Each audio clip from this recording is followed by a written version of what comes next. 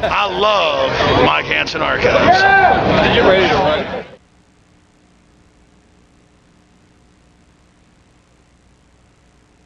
That lifted the roof.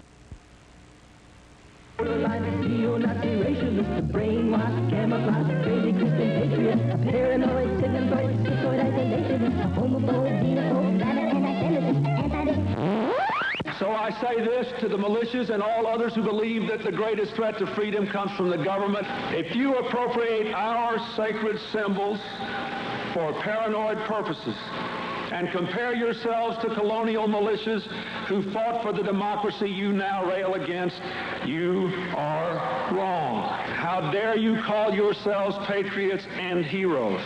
If you say the government is in a conspiracy to take your freedom away, you are just plain wrong. There is no freedom.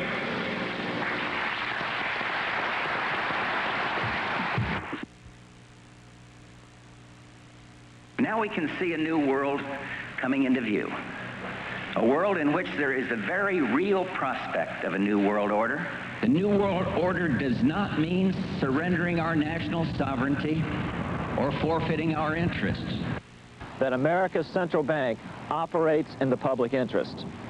The truth is that the Federal Reserve is a private bank owned by private stockholders and run purely for their private profit.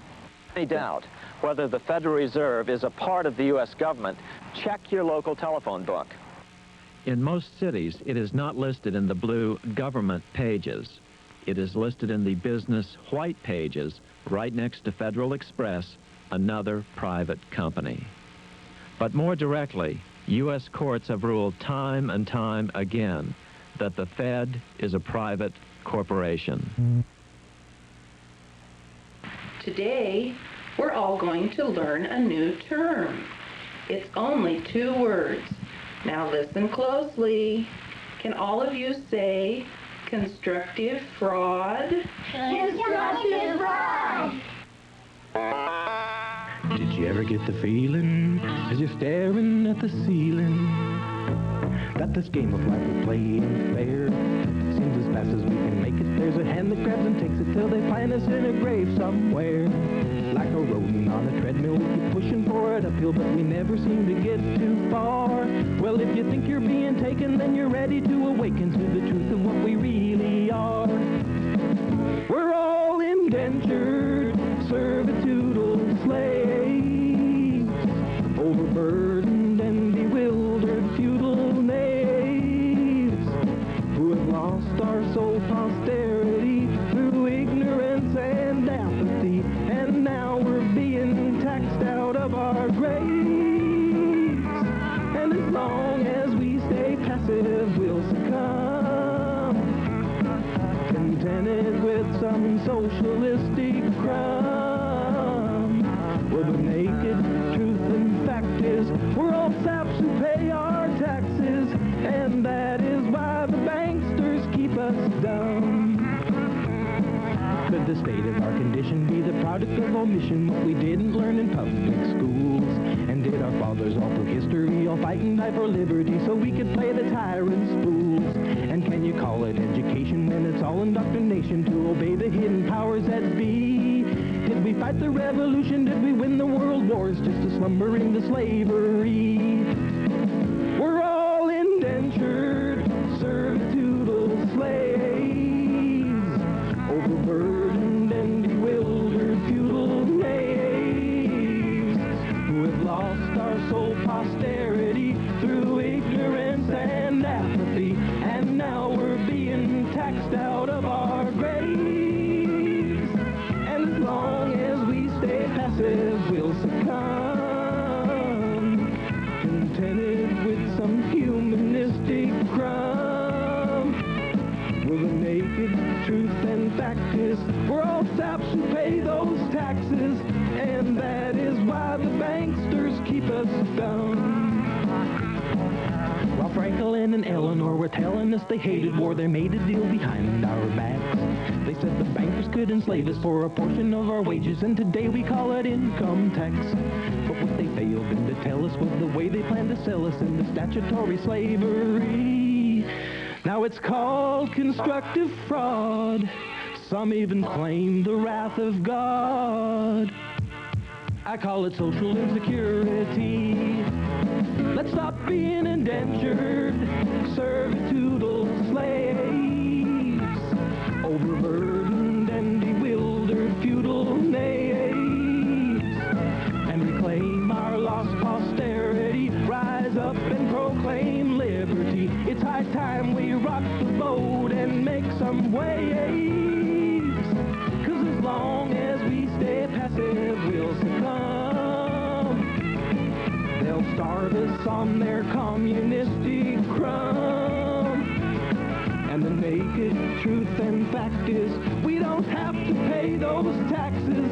Yes, it's time we show those banksters, those international gangsters. So let's turn the tables and spoil all their fun. That's all.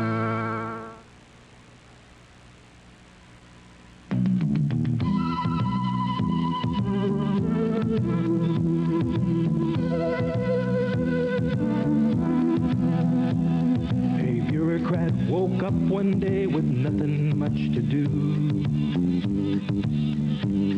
He tried to put his street clothes on but couldn't find his shoes. The night before he tied one on, now cobwebs filled his head. By afternoon he called in sick and then went back to bed. The next day he felt shaky, but he made it off to work and voted to increase his pay and take another perk.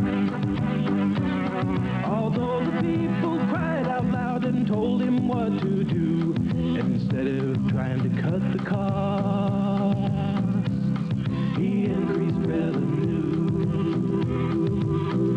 Yippee-yi-yo!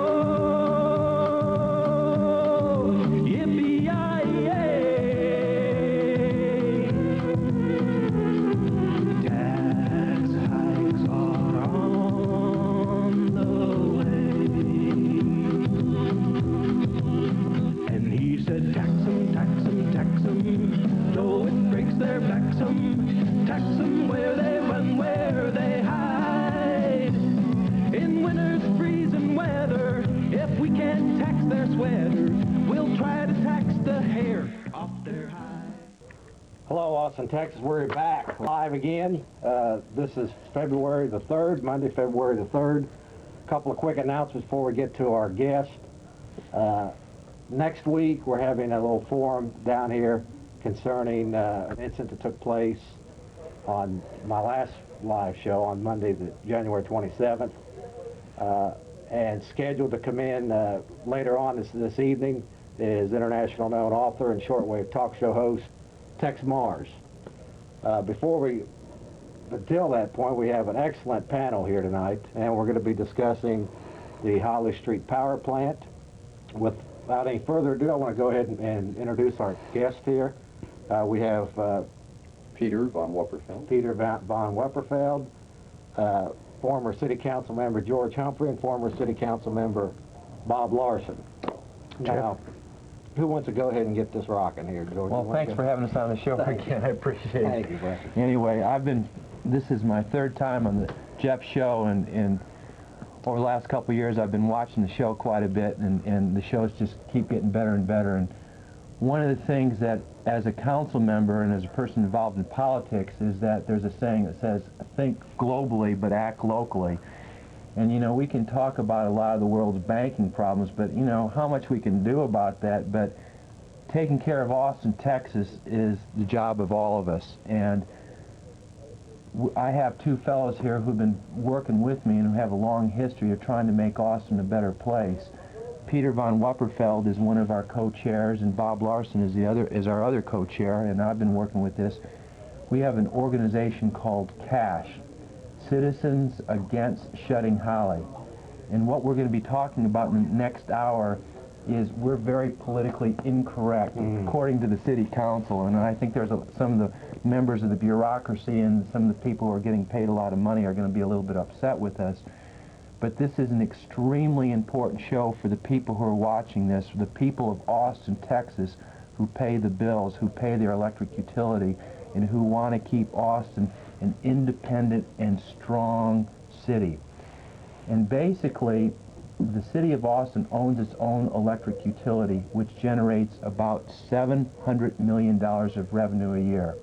And it's the biggest department in our city by far and away. And there have been a lot of gripes about the, South Texas nuclear project, which I've fought for years, and people fought about the electric utility. But the thing to remember is that the electric utility keeps jobs here in Austin. Next to LCRA, we have some of the lowest residential rates in the Southwest, not water rates, but electric rates. We are able to keep our taxes down because of the transfer, and we create our own type of resource renewables. And there's a lot of debate on both sides of this, but we are in control of our own destiny. And basically what Peter and Bob and myself are very concerned about is the largest generating facility, the Holly Street Power Plant, which is down on Town Lake. Is about 2 years ago, the city council voted in a very, I don't want to say behind closed door, but very, very secretively, to close this facility. And the media had almost said nothing about it, and any rational person who looks at this realizes this is one of the worst decisions that has affected Austin in years and years and years and years.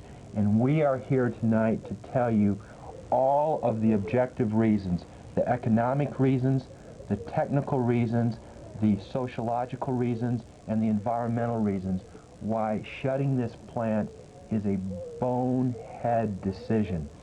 Now, the first issue has to be the economics, and I don't want to take all the talk here. Let me just mention, folks, as we're moving along here, we do have some excellent footage to show people of the actual plant. So I think that might help as you're expand. Who wants to take it next? Yeah, why don't we just start off with the economics, because that's the easiest place to start. Bob, do you want to? Bob, would you? Yeah. Well, there's a lot to say about the economics behind this issue, but like George said, our electric utility is the largest department in the city. As a matter of fact, it makes up half of the city economically. The city budget now is about $1.2 billion a year, and a good 600,000 of that is the electric utility. So we're talking about half the city budget in our electric utility. Now, almost a quarter of that is in our Holly Street Power Plant. If you measure by production capacity, Holly produces about 23% of our capacity of what we generate. We, the citizens of Austin, own this utility. It's citizen-owned. It's city-owned. It belongs to us. It's our asset. To make a decision to abandon this 23% of our utility in place, just close it prematurely, it's absolutely stupid, irresponsible.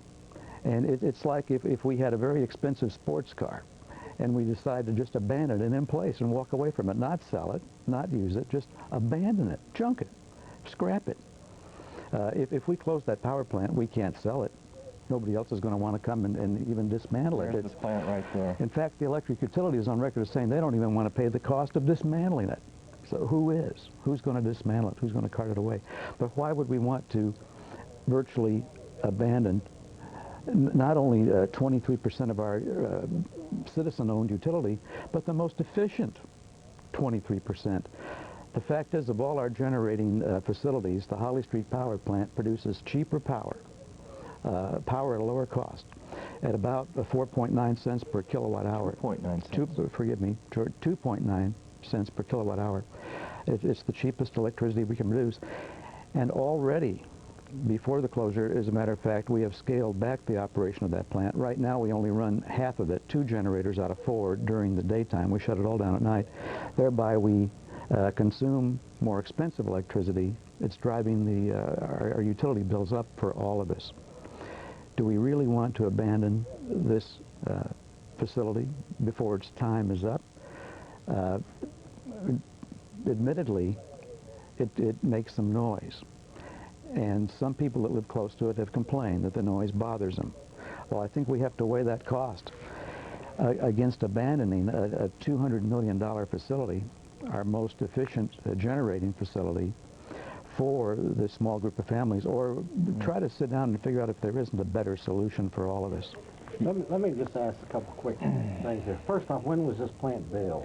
If I can, no, that's fine. The plant was actually built in 58, 59, 60, in that time frame. And in fact, Town Lake was created specifically to provide the water for the cooling of this plant system. So, I mean, that's the whole reason Town Lake is there, is for this generating facility. So it's been a very good facility that was built there. People have raised questions about, well, why didn't they build it on the south side of the river rather than over here on the east side? Because they're trying to make a political correctness racial issue out of it, and this is not a racial issue. I think Councilmember Garcia, in fact, worked for Brown and Root when he was in college while they worked on this project. So this was not a racial issue. It never was. It just happens that all the rail lines are on the north side of the river, and all our transmission lines and everything were coming in there. And the gas line. And the gas line, which is just as important as the rail line. Yeah. And let me ask another question to follow that. How long is generally do these plants, what's their life expectancy on this thing? So it's built in 60, you say? Actually, the first turbine was built, and there were 4 turbines that were built, one in 60. The lake was commissioned to be built in 58 and was finished in late 59, early 60. Longhorn Dam. That, again, Peter brings up great. There would be no Town Lake if it was not for the Holly Street Power Plant. But then the first turbine was started in 64. The second turbine was started in 66, and they are 2 of the smaller turbines. Then the third and the fourth turbine were 68 and 70. Now, a turbine is like anything else, has its wear. But the first 2 turbines need renovation right now. But for $750,000 each, we get a Cadillac job, and we would get another 35 to 50 years on turbine 1 and 2.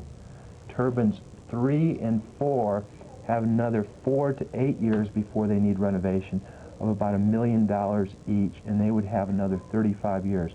This plant has an effective life period of 35 to 60 years in front of us with minimal cost.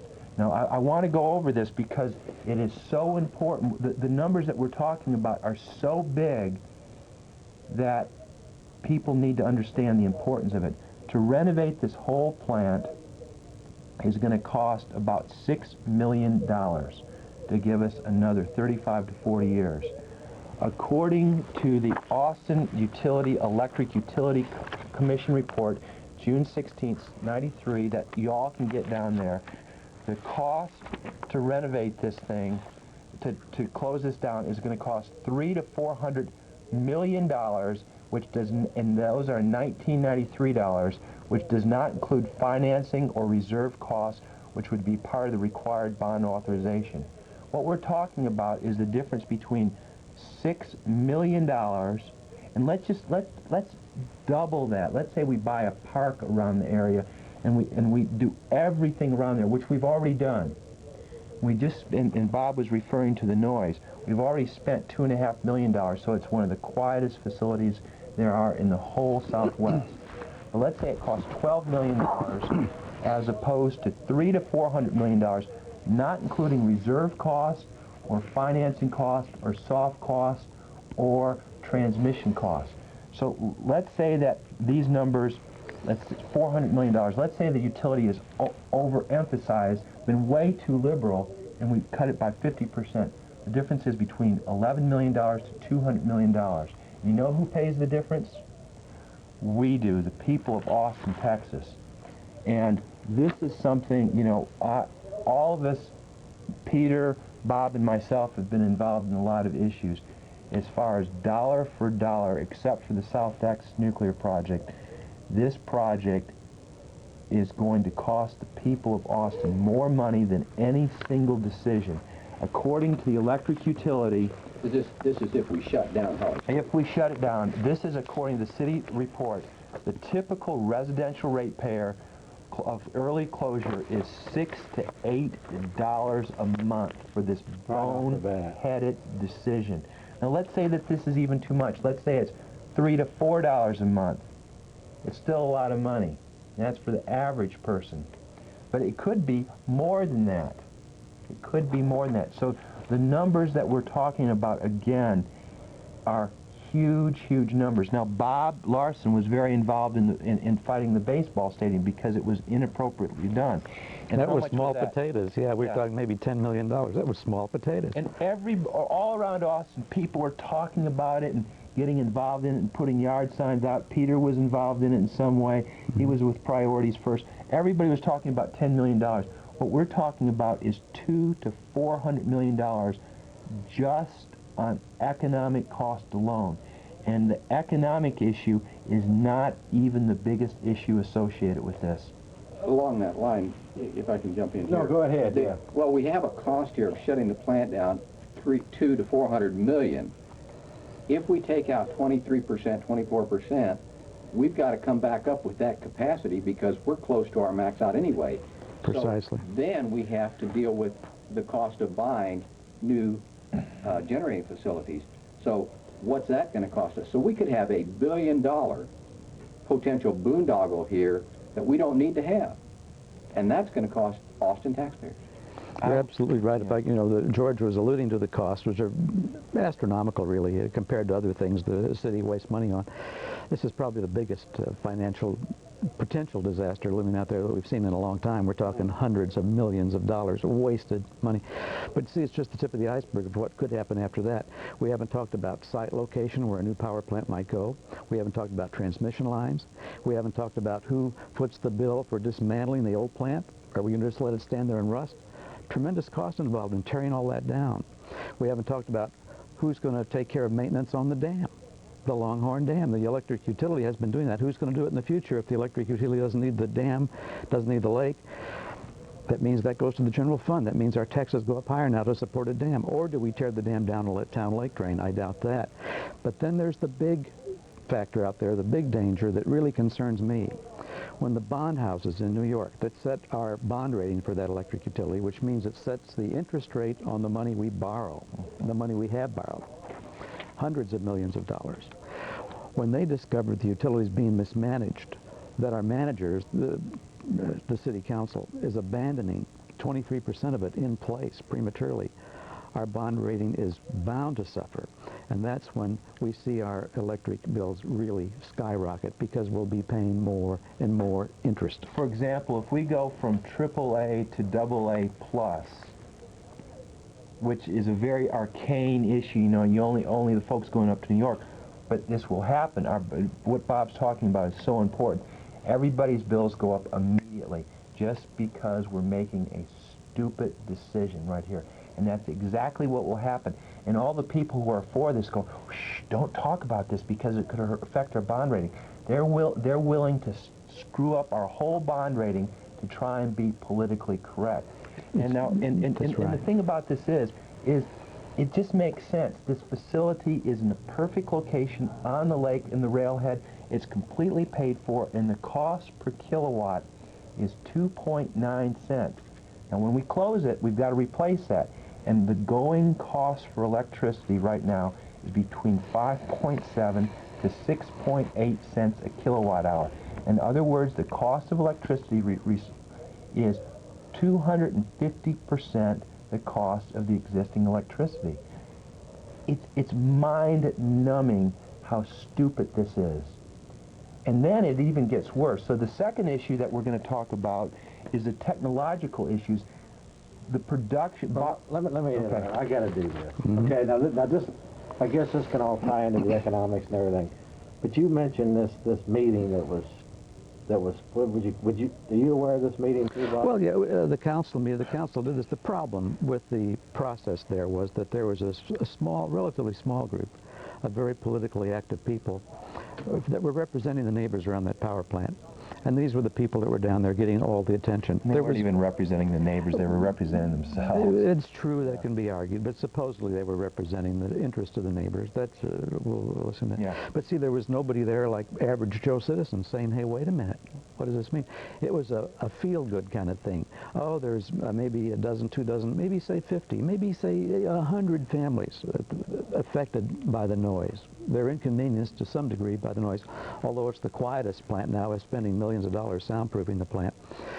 But there was nobody there saying, hey, we don't want you to close this because it doesn't make sense. So a lot of times, this particular council especially does things just to feel good, because it makes them feel like we're a safety zone now. You know, that's what they did this last week. We're a safety zone now for illegal immigrants. And I want to follow up on what Bob said about the noise, because that was an objective issue that they brought up. But and Bob's brought that up twice. And since the noise issue has been brought up, John Moore, the head of our electric utility, who is a fine director of the utility, has spent $2.5 million baffling that plant. And so the noise issue is no longer an issue. It is a quiet plant. And another thing that Bob was bringing up is that to build a new generating facility usually takes about 3 years of public meetings, and then there has to be a vote of the people of Austin. That's law. But to close a perfectly well-run facility down, they did it, and they had some closed-door sessions, they had a couple public hearings, and bingo, it's gone. It's a done deal now? Well, they've instructed the city manager to shut down 2 of the turbines, 2 of the 4, half of the capacity basically, next year, and the other 2 to be phased out totally by the year 2005. But already, because of the council directives, they only run 2 generators during the day. So we're only getting a fourth of that capacity right now, although it's our lowest cost electricity. They only run half of it during the daylight hours only, in deference to the neighbors, because the feeling is that it causes too much noise for the neighborhood. But see, what we're saying, let's assume that the noise is tremendous and it's psychologically affecting a group of families around that plant. We think there must be a better solution than abandoning a quarter of our utility in place. Just economically, the economic cost is staggering. Isn't there some other solution? For example, creating a big park zone around the plant. You know, at this kind of money, we're talking hundreds of millions of dollars. We could buy out 100 families, generous buyouts for 100 families, relocate them and everything else into a more desirable part of town, let's say, with better schools, whatever. At, say, most 5% of the cost of shutting down our most efficient power plant. And the potential cost beyond that of suffering in the bond ratings and building new facilities, new transmission lines, the whole kit caboodle could be drawn out for years. The other thing that I think we're building up to is capacity. See, we need that plant at a time when our demand is increasing yearly and virtually growing by 50% every 5 years or so.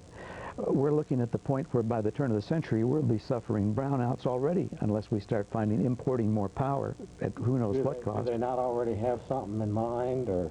No, it's just an open-ended deal. They're closing it without even having a suggestion of what we're going to do. But of course, there's all these people who build turbines, and all their lobbyists are going around City Hall giving all the parties and giving all the political campaign contributions. And they're very active. I mean, you know, when there's money, the vultures will come out. And Jeff, you guys know about. Believe me, when we're suffering brownouts, there are other utilities out there around neighboring states that'll be more than willing to sell us power at their price. Really? Yeah. Well, let me ask you though. I'm not playing devil's advocate. I'm just asking. Why wouldn't this have to be replaced in 30 years anyway? I mean, something's going to have to be done eventually, right? Or didn't you say that? Well, they can just renovate it. I mean, the facility is a perfectly good. I mean, in 35 years from now, the technology is probably going to be much different than it is today. But when I say 35 years, that is the low end of the spectrum for the turbines only. All a turbine is a spinner, and all you have to do is get a boiler to boil and spin it, and you can replace the turbine then. And if the facility is taken care of, it could stay as a basic part of our electrical generation for generations to come. Now, I want to go into something that's just as important as the economics, which is the technological issues of generating electricity for the people of Austin, Texas. You want to generate electricity from the inside out of the net. We have all these electric lines, and you want to do it from the inside out because it's much more efficient. Now, unfortunately, Decker, Fayette, the South Texas Nuclear Project are all on the east, and they bring all the electricity in from the east. And so we have what's called a lot of line loss. The facility at Holly was specifically placed where it was because you want to be as close as possible to the downtown, which is your peak load, to provide efficient electricity when it's needed. So in July the 15th, when it's 103 degrees and we're using 1,800 megawatts of electricity, we can get it there quick and fast, because if it's on the outside, you have not only line loss, but if something happens, you can have a brownout, you can lose the whole city. So the placing of the Holly Street plant was done specifically to take care of all of the citizens, East Austin, West Austin, downtown, North Austin, as efficiently as possible. And if they move it out, then we are in a deep amount of trouble. And there's another issue that's extremely important. Do you want to talk about the capacity? Yeah. Capacity and how much, what would happen if we take this out? Well, perhaps, maybe Bob, I think, would speak to that a little bit better. Okay. In terms of the capacity. Well, the capacity of that Holly power plant, if we turn the generators on, if we switch it on and use it, is more than we get from the nuke. You know, we only get 400 megawatt or kilowatt megawatt hours from the nuke. The capacity of Holly is 540 megawatts if they turn it on, and it's about a third of the cost. We pay 7.5 cents for the power we get per kilowatt hour from the nuke, where, like George was saying, it's 2.9 cents from Holly, and yet we switch that off. It's true the nuke is there, and we've spent billions on it, I guess. You know, it's going to continue to cost us, but we might as well draw power from it while it's there. But all the other plants we have produce electricity at a higher cost. If we're going to shut some off for a while during the night hours, it should be some of the plants that produce power at not only a higher cost, but, like George was saying, see, the location is critical here. The further away your plant, the more the transmission loss. The more losses you have, just line losses, bringing it in the city. One that's right on the edge of the city, obviously, that's one of the reasons it's so efficient. There's no line loss, virtually. It's just right here. It's close up. That's why it was built there. That's why it was sited there. That's why Town Lake was created for it. Another very, very important issue is this, and this is a numbers game, but something very important. City of Austin has 2,136 megawatts of generating capacity, and we have on a normal day we use about 1,100 megawatts of electricity. But then you have what's called peak load when it gets extremely hot, when everybody's got their air conditioners cranked up. Now, when Bob and I were on the city council, our peak load was between 1,400 to 1,500. So that meant we had 700 excess megawatts of capacity or buffer. So if the nuke went out, we still had plenty of capacity and we were safe. But suddenly, in the last 6-7 years, the city of Austin, as we all know, has grown like a mushroom, and we've got all these high-tech companies coming in who use a lot of electricity, and suddenly our peak load is 1,850 megawatts.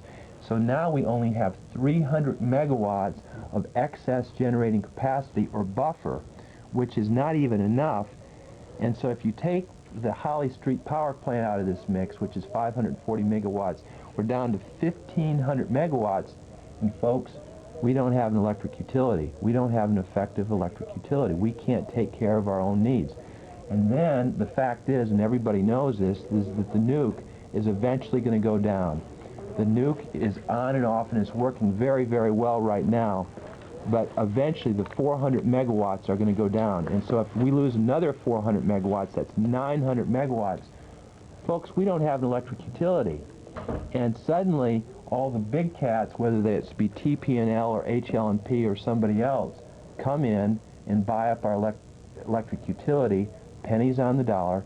And I'm not saying we shouldn't sell the electric utility, but if we're going to sell it, we need to sell it at the right price, or we should keep it, but we need to take care of it and make it as efficient as possible.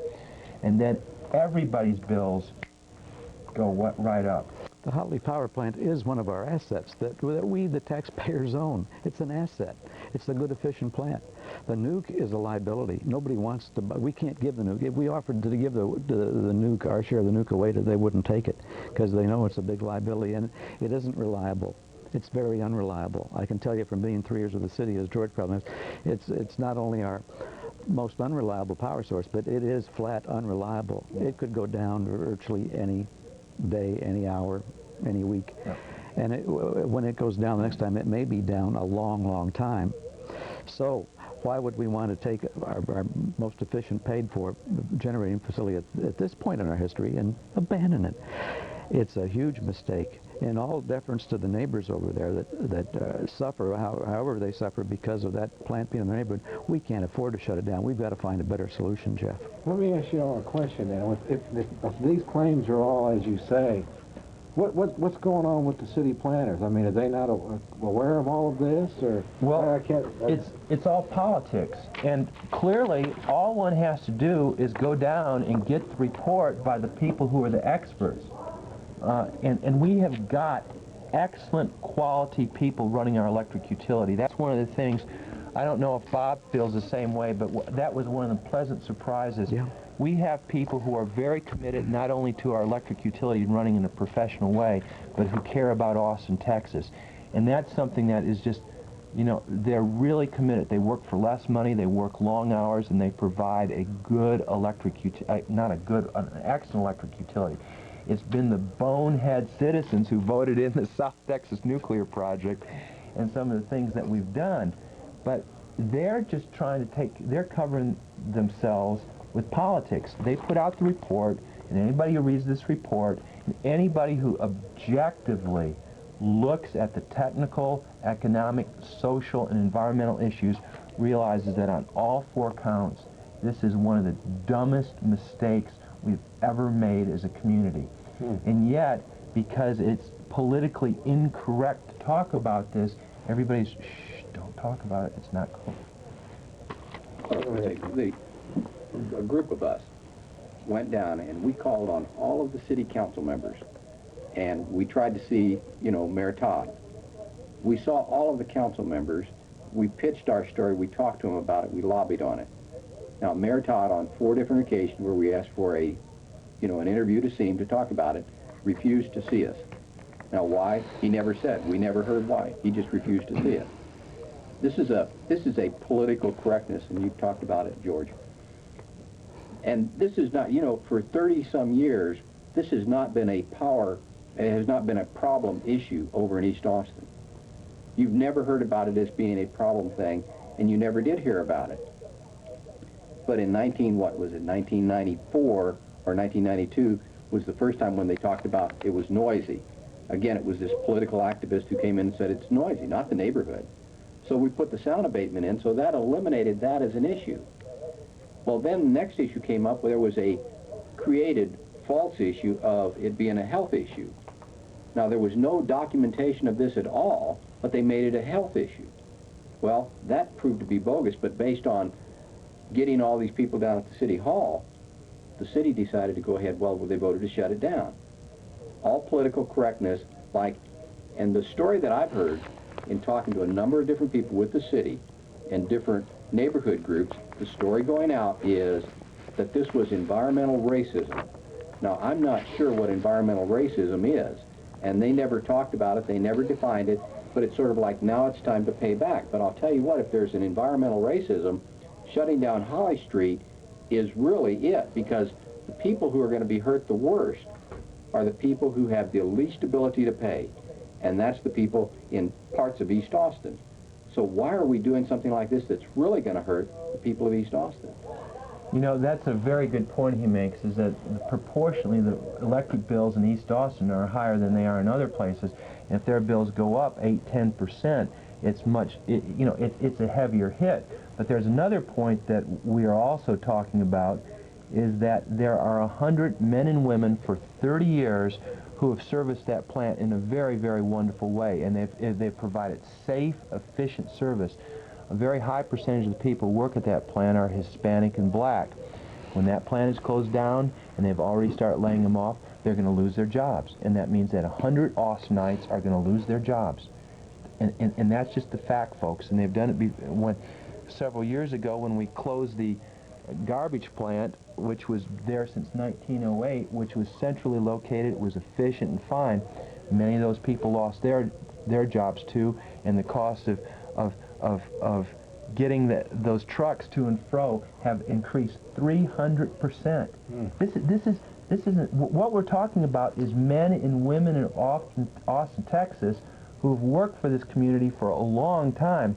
They're the ones going to lose their jobs.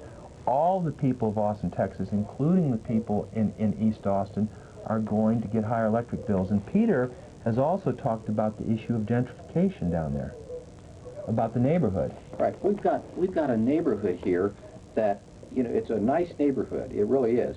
But if in fact we're impacting, say, you mentioned maybe 100 different homes. So if we're impacting 100 homes, we need to make a decision that's best for the whole city of Austin. We need to work together as a whole city rather than fragmentizing ourselves, which is what we're doing with this sort of decision, which is really stupid. And we need to come back in. If in fact there is an issue there of noise, or if the neighbors find this really a problem, then as a city we make a decision what's best for the whole city. And if the best decision is to go ahead and move those people, buy them out, do a generous buyout to get them relocated, create a parkland there, which we can do, keep this plant here that we need to keep here. It doesn't make sense to do otherwise. I have to do something. Sure. First off, there's a few things I need to mention before we press. I want to get into, after I get done with this, maybe where you are taking this thing. Do you really think you can turn this around, or what? First thing I want to mention, folks, while I've got you all here, I appreciate your call coming down. But I want to mention that also we have a new Patriot show on 98.9 KJFK Radio. It's The Real Spin with my friend Alex Jones, and it's on Saturday nights from 6 p.m. to 8 p.m. KJFK, the First Amendment at its best, 98.9, The Real Spin with Alex Jones. Okay, also, yeah, while we're okay, here's your all's organization. Okay. Cash, Citizens Against Shedding Holly. I see your bumper stickers here. Is that the right number? 458-4141? That's right. Mm-hmm. Okay, we'll get that back up at the end. But also, and they need to call all the council. They need to write the council members and the mayor. Well, we're not done yet, so I don't even know why they're. But go ahead, George. Okay. Go ahead with your. Well, everybody write this down, because basically this is a political issue, and basically for the last 2 years, the big money boys with the lobbyists have been down there whispering in their ears and giving them a lot of campaign contributions, and so the council went and voted for it. But this can be turned around, and what we need is to call the members of the council right up there. Just call them up and say, please reconsider this decision. You know, please think about, look at the objective issues on it. And if people call their council members, if they write them, we can turn this thing around. There's no question about that. That's your old number up there, George. I see your old number up there. And you're at number 4 Hey, Bob, can you turn around? But you all were in the middle of that big money. Well, I mean, you all were still voting. That's what I'm saying. You all were still voting against some of this stuff, right? I mean, well, the big money's not going to do all the talking on all these individual votes and things, because you all were in that position. The issue of this closure didn't come up while I was there, unfortunately. But you know, and I'll say this: I think the vote in the final analysis, the vote of the council was unanimous, instructing the city manager to prepare to shut our Holly Street power plant. And it was probably because there wasn't anyone on the council that had the nerve. And George and I both know this too. It's very hard to stand up and be called a racist, a bigot, because you're voting against a group of maybe 25 or 30 minority families around a power plant. You're perceived to be the real evil, uncaring person among 7 if you vote against this thing. And I think those that were inclined to think better of it just went along with the majority and said, yeah, what the heck. We do have several years where we have an opportunity to change this. Well, we want to provide that opportunity. We want to give them that opportunity.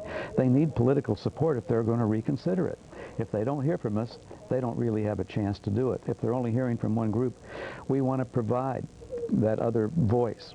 We want to provide the momentum from the other side saying, look, folks, before we make a big mistake, let's take another look at it. It deserves some more consideration in front of our Electric Utility Commission, the Electric Utility Commission, and before the public and before the council. And we deserve better representation from our press, our media. Where are the TV stations? Where is our newspaper? They've actually, intentionally or unintentionally, I don't know, but they're misleading the public by calling Holly Street Power Plant an insignificant generating facility. Well, sure, it's insignificant now because we're only using it at 25% capacity. But if only we used it, it would be our cheapest, most efficient power. It's more power than we get from the nuke. It's a quarter of our utility. It's misleading the public for the newspaper to say it's insignificant. Sure, we get an insignificant amount of power from it now because we keep it shut down. And that's the disaster of this. And for those people that just tuned in, we're talking about abandoning in place 25% of our electric utility that we own, that we benefit from. We make profits. The city makes profits from it. They transfer those profits into the general fund, thereby keeping our taxes lower. If we lose the utility, much that transfer is? It's $50 million. I was hoping you'd mention that. It's $24 million. If we close this thing down, if we lose our electric utility, the transfer from the electric utility is $24 million, which is approximately equal to how much we raise in property taxes. So every one of you who has any property out there, your taxes have already gone up tremendously in the last 12 years. You're going to have a huge tax increase also. Quick question for all of you, I guess. Then I got to do some more announcement. So you honestly believe then that by people calling the council members that can fend off the big money? Well, the key to it, we're in election season. There are 4 places, including the mayor's place, up for grabs this May. And I think this has to be a campaign issue. What do you want the people? Put those numbers back up there again, if you would. I'm sorry, Bob. I just want to make sure. Now, by the viewers of this program calling these, what do you want them to say? We want to say that it deserves another look to abandon 25% of our utility, a utility that makes up half the city budget. It's half of everything the city does financially is in that electric utility. We own it. It's a taxpayer and citizen and voter asset. To abandon our most efficient 25% of that facility in place, just walk away from it, close it prematurely, is absolutely foolish. We can't do it without further study, further consideration to see if there isn't a more sensible solution to the fact that a number of families are inconvenienced by the noise of that power plant. So you're basically asking to delay it for now. No, what we'd love to do is have a vote of it takes a vote to build a new facility. Let's put it up to the voters and talk about it. That's the very best way. We supposedly live in a democracy. If it takes a vote of the people to build one, shouldn't it take a vote to close something down that's perfectly running and would absolutely raise everybody's rates? Another thing is that this election season, and all my good environmental friends out there, you all need to wake up. You need to wake up real quickly because this plant... Go ahead, George. Okay, this plant, if we close this down, we're going to have to go out in East Travis County or in Bastrop County and tear up 200 to 400 acres and just do all that digging and scraping and plowing. And then we're going to have to put in a new cooling facility. And then we're going to have to build 345 kV lines. And I don't know if you remember it, but about 10 years ago there was a very, very hot debate that I was involved in about 345 kV lines. First of all, they're about 3 times as expensive. There is very real concern about electromagnetic frequencies. If they're knocked out, you're going to have brownouts. I mean, they don't work. And for all the environmentalists who think, oh, we need to do this to be right, well, wake up, because we're talking about an environmental problem out in East Travis County and Bastrop that's going to be very real, plus 345 kV lines around this community.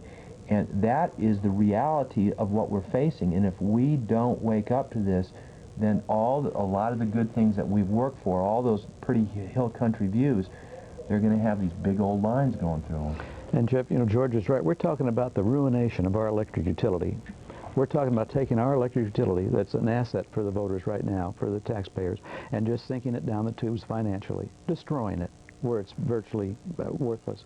If we're going to do that, let's vote on it. Let's make that a conscious decision by the voters and not let a handful of activists dictate that we're going to ruin our electric utility financially.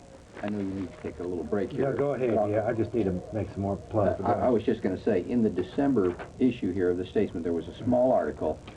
Price Waterhouse was hired by the City Council to do a study of our electric utilities. And sure enough, one of their recommendations was that the City Council relook and reconsider this erroneous decision to shut Holly Street. Consider not closing the Holly Power Plant. And it's because it doesn't make sense. It's a crazy decision, and I'm not sure. I think I speak for all of us in the sense that we don't want to just have them rethink it. That sounds good. They need to reject this whole idea. They need to find a better solution. Yeah, that's right, Peter. And there is, I don't know if you know it, but the City Council had just voted to spend $2.6 million to re-look at the electric utility and all the issues. And the experts are going to come in, and hopefully they're going to realize, like these folks, that closing this thing does not make good economic or technical sense. And so, you know, the facts are there. All the facts are right out on the table. There's nothing that's being hidden. Anybody who's looked at it. That's in the Statesman. Yeah, well, somehow that snuck in there, their political reporter. But, you know, the hardest thing we're up against is getting our local newspaper to print the truth. Yeah. That's the hardest thing we're up against right there. Let me just also mention here, folks, you all know Joyce Isaacs. Yeah, we sure do. Oh, she's a charming lady. Wonderful lady. Joyce Isaacs, there she is with Sammy, all red. She on 1300 a.m., 10 a.m. to noon. In fact, she was down here last week on the program. I saw her. She's a charming lady. Yeah. She just, I was kind of mesmerized by her. But she's on every day, 10 a.m. to noon, the Joyce Isaacs Show, KVET, 1300 a.m. Also, Teledemocracy with Greg Erickson, Tuesday nights, 9 p.m. on Channel 10. And we have Rural Spin with Alex Jones. He's a brand new talk show host, so he's really trying to, he's on 98.9 FM KJFK Radio, 6 to 8 p.m. Saturday nights, live call-in. And there was, here, what about the other one? We got KZI, we're not doing that one. Well, I'll just go ahead and mention Richard Smith, Talk Time, KZI Radio 88.7. We're not ready with it. Okay, whatever. And this, we're discussing right now, folks, we've got, I'm sorry, Peter, that works just fine. We have Peter, we have George Humphrey, Bob Larson. We're discussing, if we could get a close-up of this bumper sticker here, I'd appreciate it, if that's at all possible. Okay, here, it's, we all have this. I've actually seen a few cars with these on them. Yeah, we have them on ours for sure. If we could, we're going to get there. But you all can go ahead and... Well, see this bumper sticker, it says, Save Holly, Citizens Against Shutting Holly. And any of the viewers who would like one, if you will call 458-4141, we'll send you a couple free bumper stickers. You know, the only way we're going to save this is, first of all, like 99% of the people in Austin have no idea what the Holly Street plan is even all about. That's right. That's our first thing, is going on shows like this and talk radio and letting people realize that we do have this plant and that's a very important part of our system and it's being closed. So education is our first thing, and getting these bumper stickers on the car it's a cheap and effective way of doing it. And so anybody who wants a bumper sticker. I've got a kind of what I would call a Jeff Davis hardcore question for you. Good. Okay. To me, just from what you all have told me, this sounds what I would call a debt scam, where basically it's just another tool that financiers and everybody else is using, and then they use it under disguise of, like you were talking about, environment and all of this stuff. But the bottom line is there's plans to indebt the people of Austin with umpteen millions more dollars. Oh, precisely. There are people out there that hope we ruin our utility because they want to sell us power. They make a living selling power. We kind of make a living, giving free stuff away, but that's how we operate. But no, believe me, there are people out there that would love to either sell us the new plants or just sell us power. Yeah, George was talking about losing the jobs here. We shut our power plants locally, Holly Street Power Plant being one of them. But we'll create jobs in other states because they'll be making, producing power up in Oklahoma and piping it to us down the line. And it's going to cost us more than 2.9 cents per kilowatt hour, I guarantee you. And the other thing is, I don't know about you, but when I was on the council, the bond house representatives, they all had the nicest suits. They would take you out to dinner. They were so smooth. But if you figure that the bond houses are getting maybe half or 0.75% on each transaction, let's say it's 0.5% profit, 0.5% profit on $200 million or $300 million over 30 years, that is a heck of a lot of money, and that can make a lot of campaign contributions and all that. So what you're talking about is debt. City of Austin, which already has one of the highest per capita bonding indebtedness, both general revenue and general obligation of any place in the country, would be adding another $300 million general revenue debt, and you know who makes the money? The bond houses do. But let me ask you that. But if you guys were on there, you would be fighting it, right? I mean, at least. I would hope so. I'd hope I'd have enough sense and courage to do that. I'll tell you, though, for the council members to fight it right now does take a lot of courage because they come under merciless attacks from a small band of political activists being called racist and bigots and uncaring and unkind and worse because they're not concerned about the safety of the children on the east side. That's basically what the hyperboil would the way it would come out. So we need to provide that support behind them where they have the courage to say we do need to take another look at this. We need to look at the cost and see if there isn't a better solution. And for the people of I mean, this is not just a West Austin, East Austin deal. The people of East Austin are getting the shaft on this just as, if not worse, than the people up in Northwest Hills. So, all this, it's all hyperbole about this being a racist issue. The fact is that it's a reverse racism, and the people who are getting hurt the worst are the people who work at the plant who are losing their jobs, and the people who are paying higher utility bills, which includes all of Austin. It makes no difference what color they are.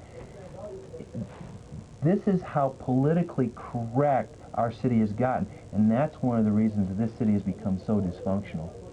Oh, we're politically incorrect is what we really are. This doesn't make sense. These people who are, and you can't point your finger, or it's very difficult. There may be one or two people that you could point your finger at and say, this is part of the group that's leading the charge to shut down Holly Street. There isn't anybody that would come out and debate this on a logical, rational basis. And if they are, and if they're out there and they want to respond to this, we would be delighted anytime to meet them in a public forum and talk this issue through for the whole city of Austin. This is a city of Austin decision that should be made on that basis. Go ahead. No, go ahead, Peter. No, but that's fine. I just had a thought. Yeah, aren't they required to have like these? Well, I'm not understanding the processes like you all do, but shouldn't they have had some type of public forum where the people can go down and speak on this? They had 2 public hearings that were rushed. There was hardly any publicity about this. It was pushed through. It was right after Bob had left the council. It was a period of time everybody was just exhausted, and the papers didn't carry it, the newspapers didn't carry it, and it was very much of an inside job. And frankly, Jeff, I gave our council members more credit than that. I couldn't believe they'd actually vote to do something that financially stupid and irresponsible. But they did. Was it all of them, or was it a unanimous type? I believe it was. But it was only a couple of them, but it's one of the situations that Bob has talked about. It's kind of the waterfall cascading, Everybody was tired, the elections had been there, a lot of information, and nobody really wanted to fight it. And we have some good people on our council, to be sure. And we have some people running for council who I think are good people, too. And what I ask is the people watching this, talk to the people running for city council. Just go and talk to them and say, tell me your thoughts about this, and tell them the issues. And if the issues come out, anybody running for council, who's for shutting this thing is going against the community. And that's why we asked Ronnie Reynolds, we asked Mr. Watson, we asked Max. Let's talk about some real issues. I've seen a lot of name recognition, but I haven't talked about any issues. This is the #1 issue facing our city right now, our electric utility. Let's talk about some issues, and whichever one of them grabs the bull by the horns, I think is going to do very well, because they're doing the right thing for Austin. And that not only goes for the mayoral candidates, but for the city council candidates. You know, our electric utility is in enough trouble. If you've been reading the press lately, first of all, we're saddled with that nuke. The nuke is a problem for us. It's a big problem. It's just a disaster waiting to happen. And in the end, it's going to cost more to decommission it than it ever cost us to build it, which is why nobody will take it from us. But besides that, we're facing deregulation. Tremendous pressure. Our utility now is under tremendous pressure from this threat of deregulation, when they might have to compete with everybody else. And they've had these giveaway programs in the past that's been driving our rates up also. And now they make a decision, our council makes a decision to abandon the most efficient 23% of that utility in place by shutting Holly, because it makes some noise that disturbs a relatively, small handful of people. We sympathize with those people that are suffering in any way from that power plant, but we've got to find a more responsible solution that doesn't destroy our utility financially. Just cutting the financial foundation out of it totally by abandoning the best 25% of it. If another 25% of our nuke, you got to realize 25% is a liability already. And now we're going to take the best part that's left and abandon it in place. What are we left with, people? Yeah. Brownouts and high-cost electricity that we've got to import. We're ruining a utility here. What's left of it potentially anyway. We can't afford to do this, Jeff. We've got to rethink it. You're actually saying that this potentially is not a bigger boondoggle than the nuke, or not that bad? Well, I think it's right up there with it if you take it in the scheme of things and what it will do to what it has the potential of doing to our utility, which is just destroying it financially, making it just uncompetitive, where we'll virtually have to abandon the whole utility and walk away from it. Once the bond rating suffers, we've blown it. Well, with deregulation coming in, and nobody knows what is going to happen down at the state capitol with deregulation, but clearly the biggest talk in town at the state capitol right now is deregulation, what's going to happen the next couple of years. When and if, and that's not when, it's not if, but when deregulation comes, that's going to put our utility right up on the chopping block. And if we don't have an efficient, strong utility, we're going to lose it. And by closing this down, puts us in a position to lose our electric utility. And folks, I don't think you realize what good things this electric utility does for us. For example, in Houston, where HL&P, which is a private utility, they can bump up their capital costs and they pass them on to their residential ratepayers, and they get a guaranteed 14% rate of return on their capital cost, and their electric utility rates are sky high. And HL&P doesn't give nearly as good a service as the city of Austin. They don't care. There's no conservation program. They don't have any of the good things that we have here in Austin, and their rates are higher. And that will happen in Austin, Texas, if we don't take care of our P's and Q's. You know, it doesn't make sense when you look at it and you say, Austin's got to be one of the fastest growing cities in the United States. Why in the world would we decommission 25% of our electric utility capacity? That doesn't make sense. Just pure logic, no matter which way you look at it, it doesn't make sense. But there's been a campaign of total quietness about this. You hear nothing about it. There aren't any logical reasons for doing it. It's just the only things that you hear are this political correctness. Well, 35 years ago, it was environmental racism that caused the plant to be built there. And that's just bogus. Yes, Gus Garcia, he even acknowledges that, and he's one of the big proponents for shutting it down. Maybe he wants to build a Gus Garcia park over there where they take out the plant. I don't know. There are 1,000 times more minority citizens that will suffer because of the closure of that plant than there are that would stand any gain at all. Yeah. And one of the things, and I was talking to Shooty Fath, who's the head of the Electric Utility Commission, and everybody knows this, let's say the plant does shut down supposedly for the neighborhood, which is all bogus, but that's lakefront property. What do you think is going to happen over there? Those houses are going to be leveled, that neighborhood's going to go away, and there's going to be hotels in there.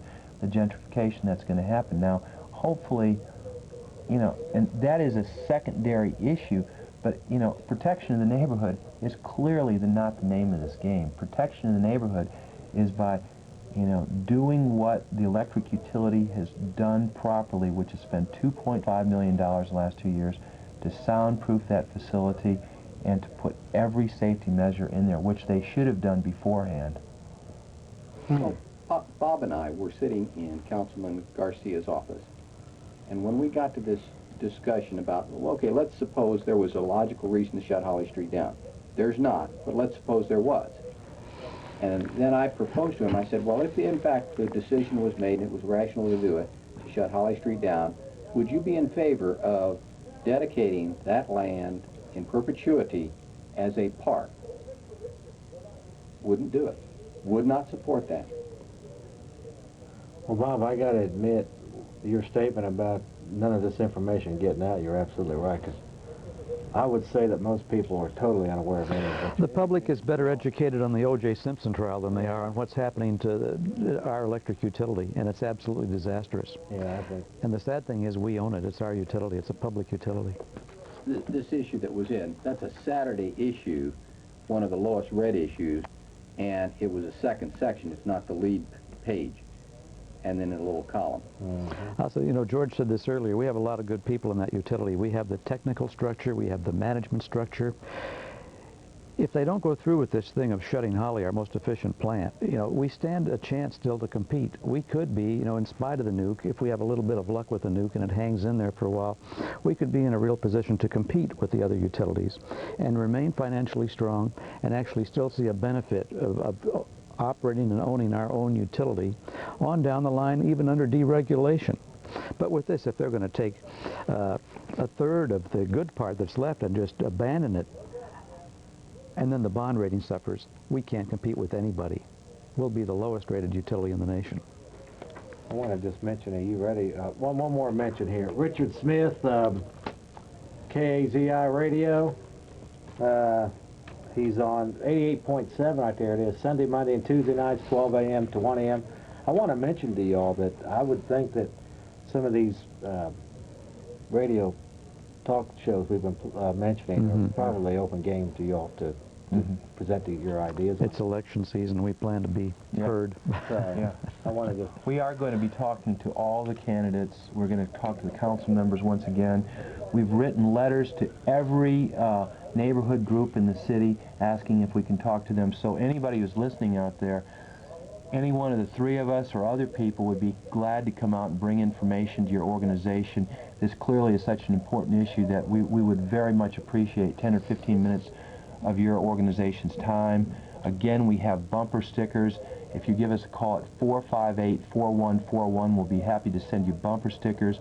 We'll send you information. You know, the most important thing is that people need to start talking about this issue. And, you know, it's our city and it's our community, and if we don't take care of it, then we lose it. I want to just mention, here's your number up here again. Are you still going to do that other? If she's here, yeah. Okay.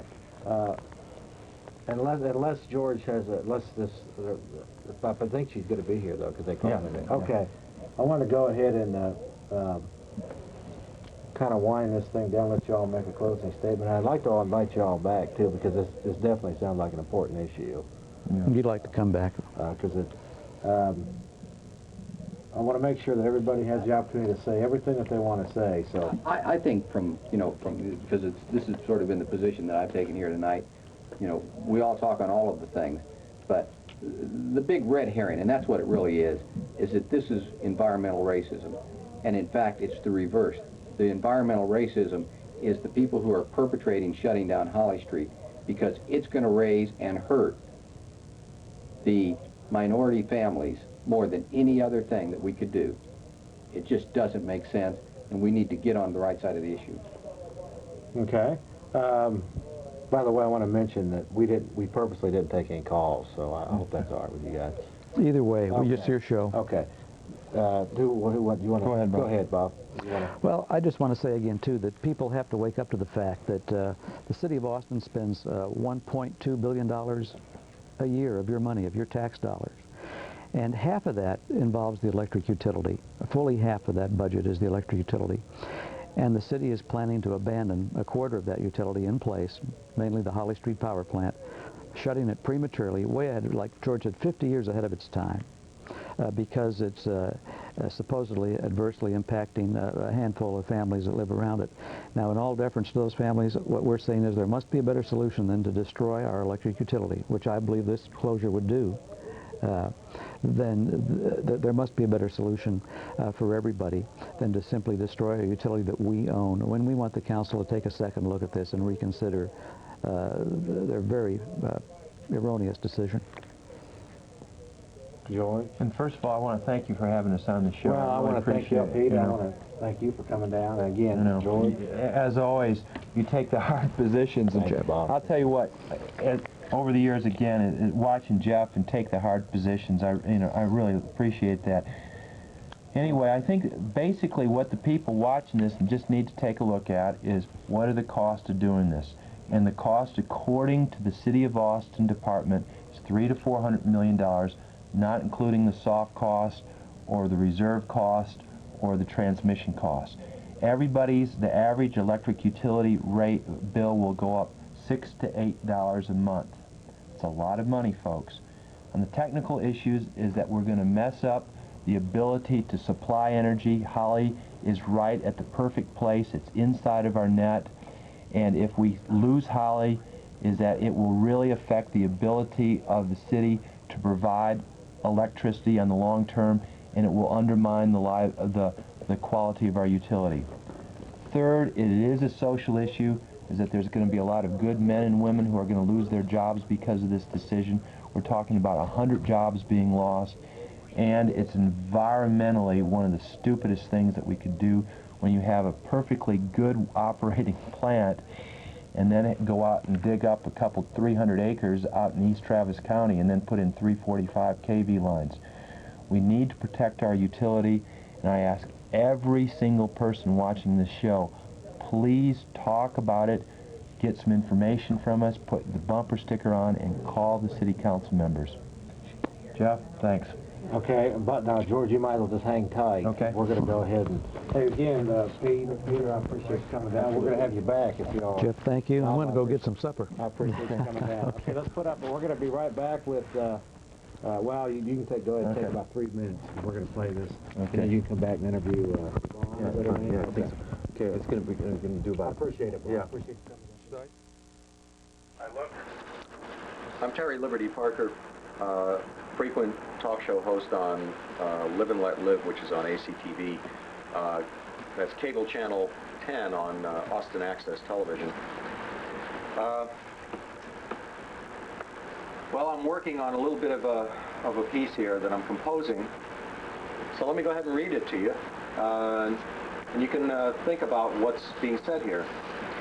On Monday night, January 27th, Alex Jones, an ACTV call-in talk show host, was assaulted in that studio's parking lot after being a guest on another show, the Jeff Davis Show, as a matter of fact. This blood-letting physical assault occurred when a frequent caller and his buddies followed the show host out into the ACTV parking lot. The incident is currently being investigated by Dusty Heskew of Austin Police Department's Assault Division. The caller had previously limited assaults to the practice of harassing calls to the show and apparently to the host's home as well.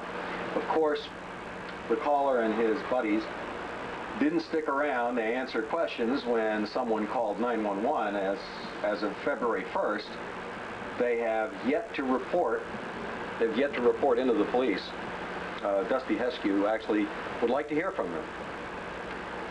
This was the first incident that I'm aware of in Austin of physical assault on a person on the premises of a public media forum in apparent retaliation for legally permissible advocacy that was intended to be facilitated by that forum. I'm inviting producers, hosts, and anyone else that's interested to participate in forming a process intended to offset the chilling effect on free speech that will be left behind even after the perpetrators are arrested and punished.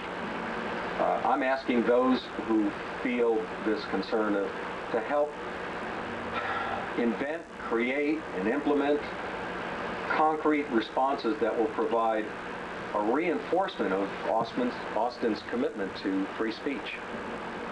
Without such an effort to counteract the intimidating effect of this incident, some show hosts and guests may end up moderating their advocacies out of fear of antagonizing the possibly violence-prone members in the audience. Some folks are even promoting the blame the victim mentality. Alex brought it on himself. I've heard a few people say, well, that's the same spirit expressed by those who criticize the length of a female rape victim's skirt and say that she asked for it. I've heard things like on-air commentators should be more responsible in what they say and how they say it. Well, responsible to whom? Those who want to stifle free speech that they don't like by initiating physical assault on the speaker? In some parts of the world, it's still all too common for newspaper editors and commentators to be gunned down in the street after something that they advocated. It has happened in Denver to radio talk show host Alan Berg. Austin must not be allowed to go down this road. You know, if some think that it's okay to punch an Alex Jones in the face over his advocacy, then some others may think that it's cool to physically attack a Chris Ramirez of ACTV's Night Talk, or a Richard Smith of ACTV's 59 Minutes of News, or a Joyce Isaacs of KVET AM 1300's Morning Show, or Jeff Davis of ACTV's Monday Evening Show, or a Greg Erickson of ACTV's Teledemocracy, or a Bobby Mercer of KLBJ AM's Afternoon Show, or a Neil Speltz of KITV, the Evening Newscast, or an Arnold Garcia, the Austin American Statesman's editorial page editor, or me, Terry Liberty Parker, or you. We must rise above that. I truly hope that people who might not even like each other will still come together on this issue. You could always still each hate one another regarding other issues if you want. Please just come together on this one. We're going to try to bring a whole variety of people together and see what can we come up with, what can we brainstorm. Because after this incident is resolved, even if it's not resolved, one way or the other, they catch the perpetrators and throw the book at them, we still have this effect left behind.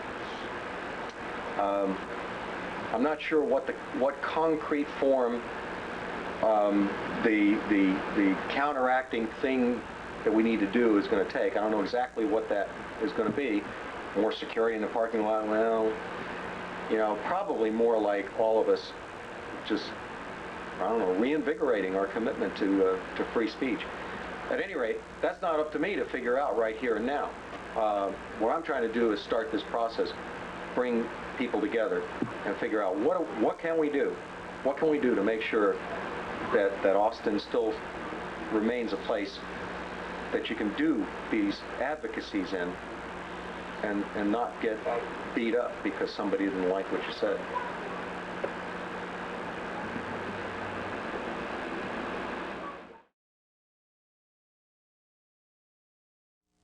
George, we'll tell you when. Okay. Okay, go ahead. Hi, this is George Humphrey, and I am a member of CATS, and that stands for Citizens for an Alternative Tax System. And we have Yvonne Schick from Houston, Texas, who is the, I don't even know what your title is, but I heard you on radio today, and Yvonne has been good enough to come down and tell us about what CATS is and what you're doing. Yvonne, welcome to the show. Thank you very much. Well, tell us what CATS is. Well, CATS is a nonpartisan grassroots group that was organized in 1990 with the mission to eliminate the federal income tax, abolish the IRS, and replace it with a simple, fair national retail sales tax. We're proposing that the personal income tax, corporate, capital gains, gift and estate taxes all be replaced with a federal sales tax similar to what we have here in Texas. Well, I am 110% behind that because I believe the IRS is not only unconstitutional, but it's inefficient. But why don't you kind of give the listeners, a lot of the people don't know about this, the reasons why you're doing this? Well, we think there are multiple reasons, and the first being economic ones, that the income tax system as it stands right now actually suppresses the growth of the U.S. economy. There's a disincentive to save and invest. So by eliminating taxing the dollars that we would save and invest, there would be an incentive to do that. It would increase the American savings rates.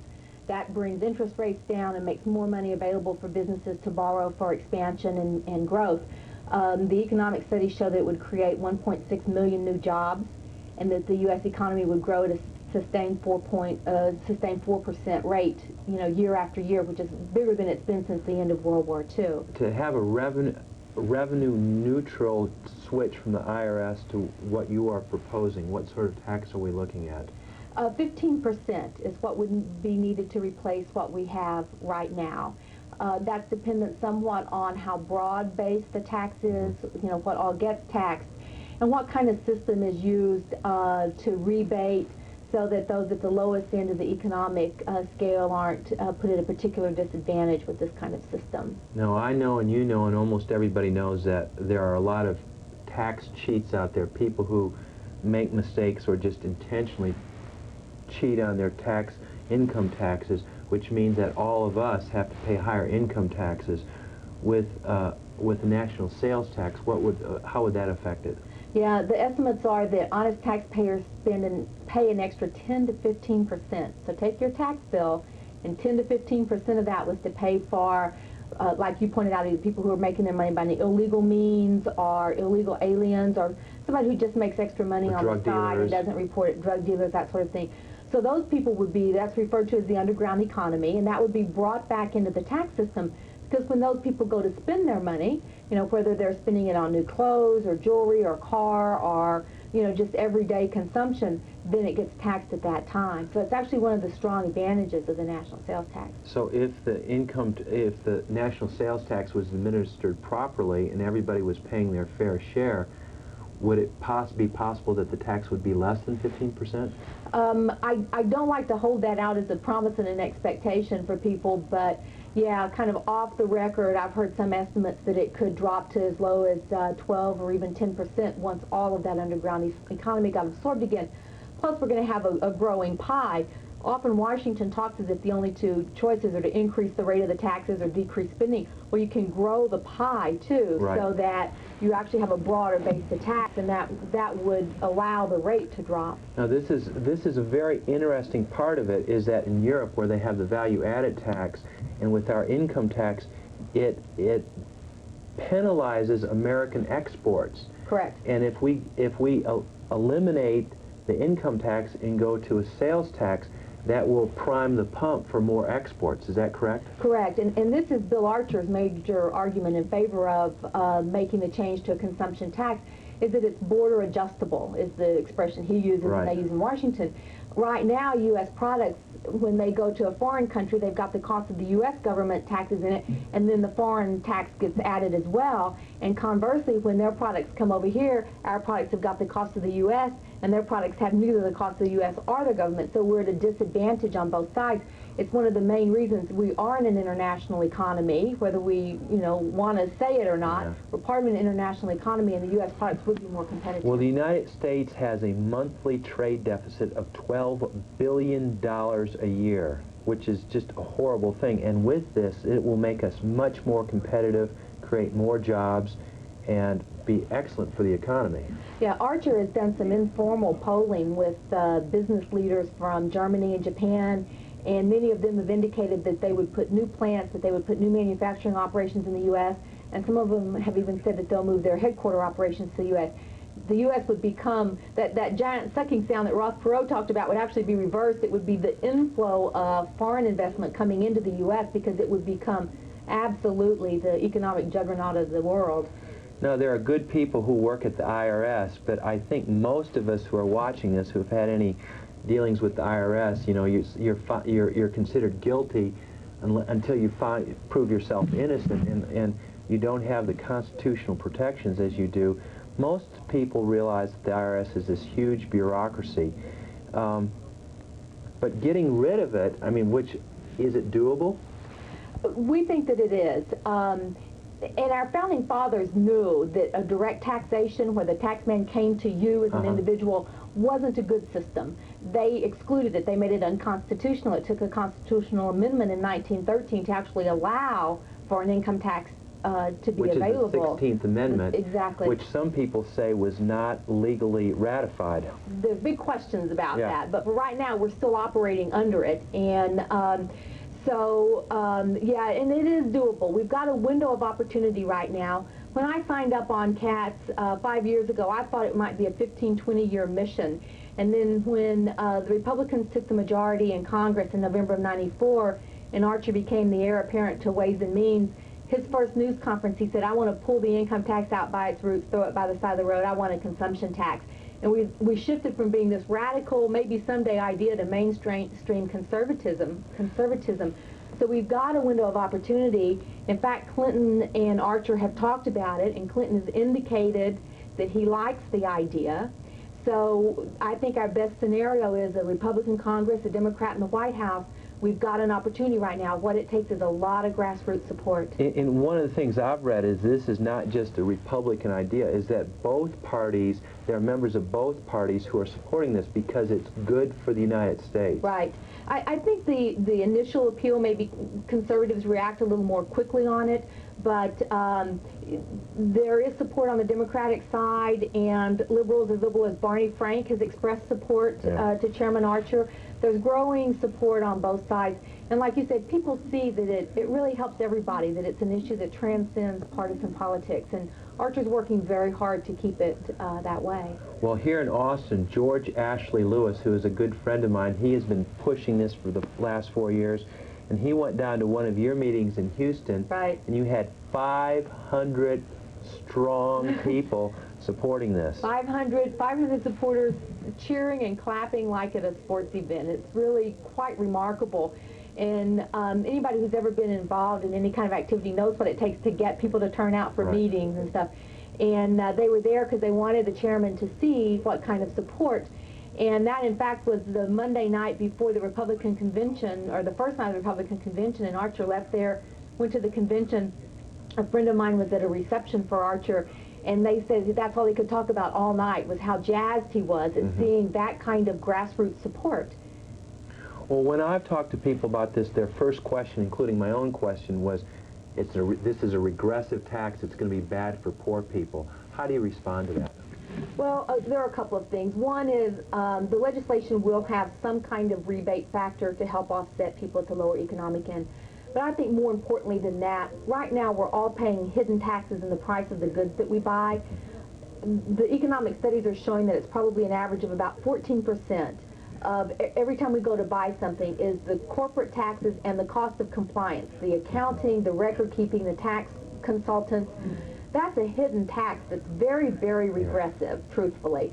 So prices will come down, and without the withholding, people will have more money in their pocket. And I think more important, the overall economic growth creates more jobs and more economic opportunity for those same people. And as I understand it, all Americans each year will be treated equally, that they will be given a check at the start of the year, like for $2,500, which will cover their retail sales tax up to $20,000 or something like that. Right. So everybody's treated equally, and then everybody has to make the decisions on how prudently they want to spend their money. Exactly. And you know, the proposal is that there not be any means testing or need to apply, that it's a universal rebate, everyone gets it.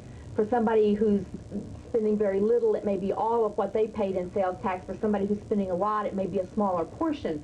but that kind of overcomes or creates a progressive nature, if you will. And right, you know, somebody who wants to live in a cave and eat berries and wear a loincloth could perhaps pay no taxes if that's what they chose. And get this nice check. Another thing that's really interesting, it's my understanding that there's been not one, but there have been 3 studies that have shown that it costs about $500 billion a year for Americans paying accountants and other bookkeepers just to prepare their income taxes. And if we change this, that money can be used for effective, you know, we can have better roads or schools or whatever. That's more than we spend on Medicare. That's as much as we spend on the military. It's a huge number. And that's money that companies aren't using to create new jobs.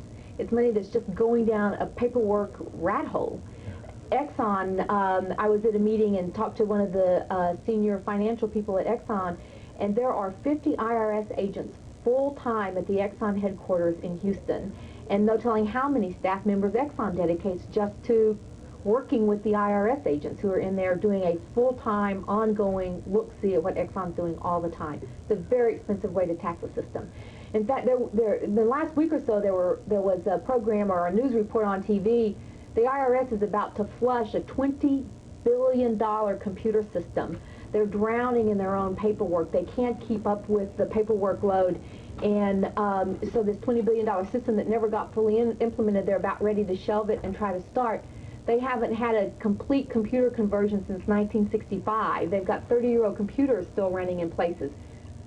The system is so complex, it's so burdensome, that the IRS can't live with it either. And since the 1986 tax revision, which is supposed to simplify the tax code, how many tax changes have there been? More than 4,000. And how many, the original income tax law had 14 pages and was supposed to be like 3% maximum for only, you know, the highest 1% of the people. Today, how many pages of income tax code are there? I think code is 17,000 pages, 150,000 pages of regulations, and volumes. Did you say 150,000 pages? Of regulations, and then volumes and volumes and volumes of tax court cases and legal rulings, and it's incomprehensible. No one can understand the system.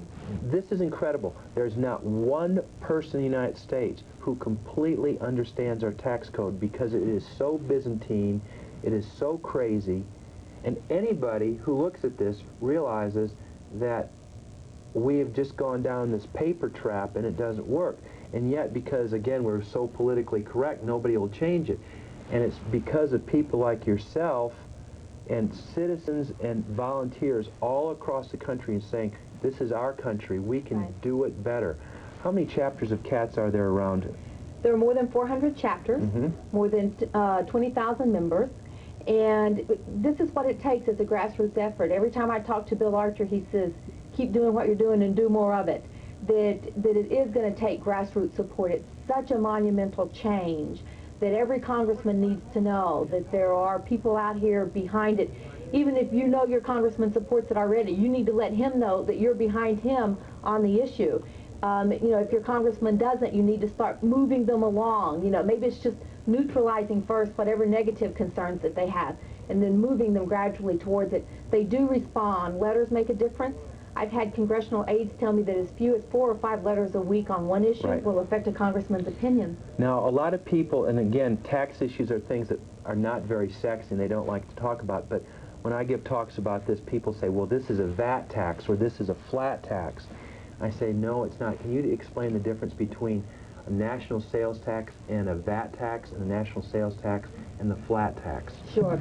A VAT tax is happens only within the company. Value-added tax. It's a value-added tax, and it happens within businesses. So as a product is produced, at each step of the way, you take the raw materials, and when those go to a manufacturer, there's a tax added there, and they make a part, and it goes to another manufacturer, and there's some tax added there, and it goes to the person who puts the cars together or whatever, and a tax gets added there, and it goes to the dealer, and a tax gets added there. It's a bureaucrat's dream. Exactly. So by the time you go to buy something, there's all this layer and layer of tax hidden, and you don't know how much tax it is. So it also makes the individual not see what they're paying in taxes. And it's subject to the same kind of manipulation that we have now, where certain industries and certain products get special favors, a special interest influence. A flat tax is commonly referred to, we call it a flat income tax. It's still an income tax. The tax that we have now started out as a flat income tax, and it grew into what we have. So, you know, we feel like it doesn't solve the root problem, and so therefore it's, you know, just a partial step that doesn't get us all the way there. Okay, well, we've only got about 3 minutes. Why don't you wrap up and tell the viewers one more time why you're supporting the national sales tax? Okay. I'm supporting it because I think it will expand our economy, it'll provide more economic opportunity for everyone, and it gives us back our freedom and privacy. It gets the government out of our individual lives, back to the concept that our forefathers had of fair taxation, and gives us back that freedom and privacy. Okay, now if somebody, of the viewers who are watching this, if you want to get involved with CATS, what do we need to do? The local chapter phone number is 916-3477. Call that number and let them know that you want information on how you can be involved. Okay, and national, just call CATS and... The national number is 800-767-7577. Okay, great. All right. So everywhere, we've got a little sign here. Can we put this on right here? Oh. Okay, we've got a really nice sign right here that you might be seeing, and we've got these out around town. So please call that 916-FAIR. We can make a difference, and, you know, take the time to call, and we've got a good group of people working on it right here. Yvonne, thank you very much for... George, thank you for having me. You're doing a great job. All right. Yeah. See ya.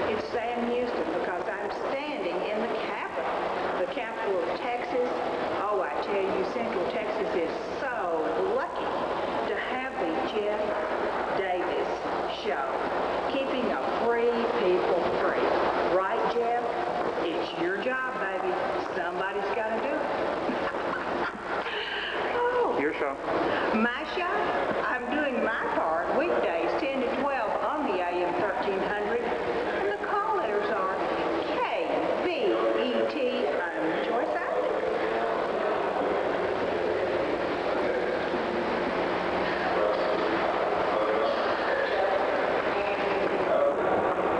Hello, Austin, Texas. We're back, and we're with our final segment here today for the evening.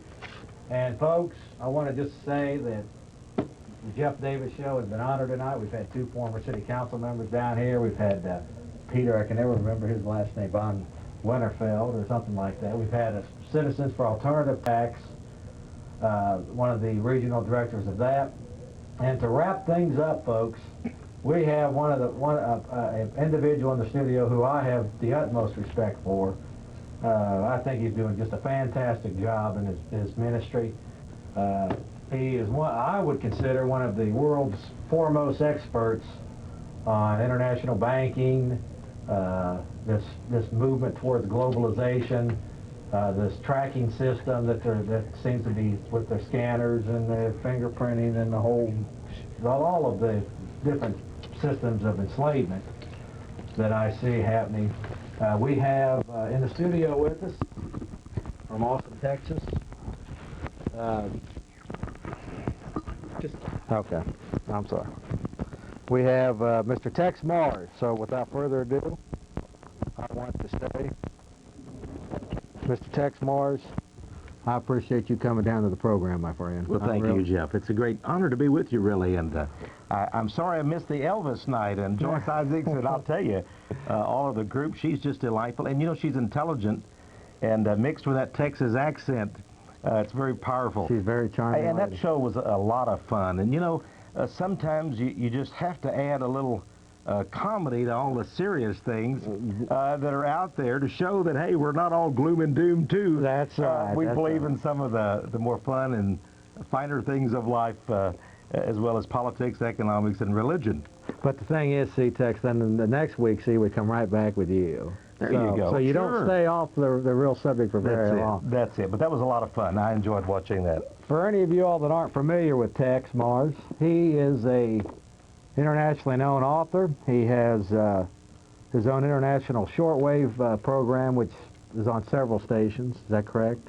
I guess it is. I don't even know how many radio stations we're on, but on Saturday and Sunday night, we're on several times with World of Prophecy. And several continents outreach, right? Oh yeah. Our radio program goes around the world. Our newsletter, Flashpoint, goes around the world. Tens of thousands of people are getting that.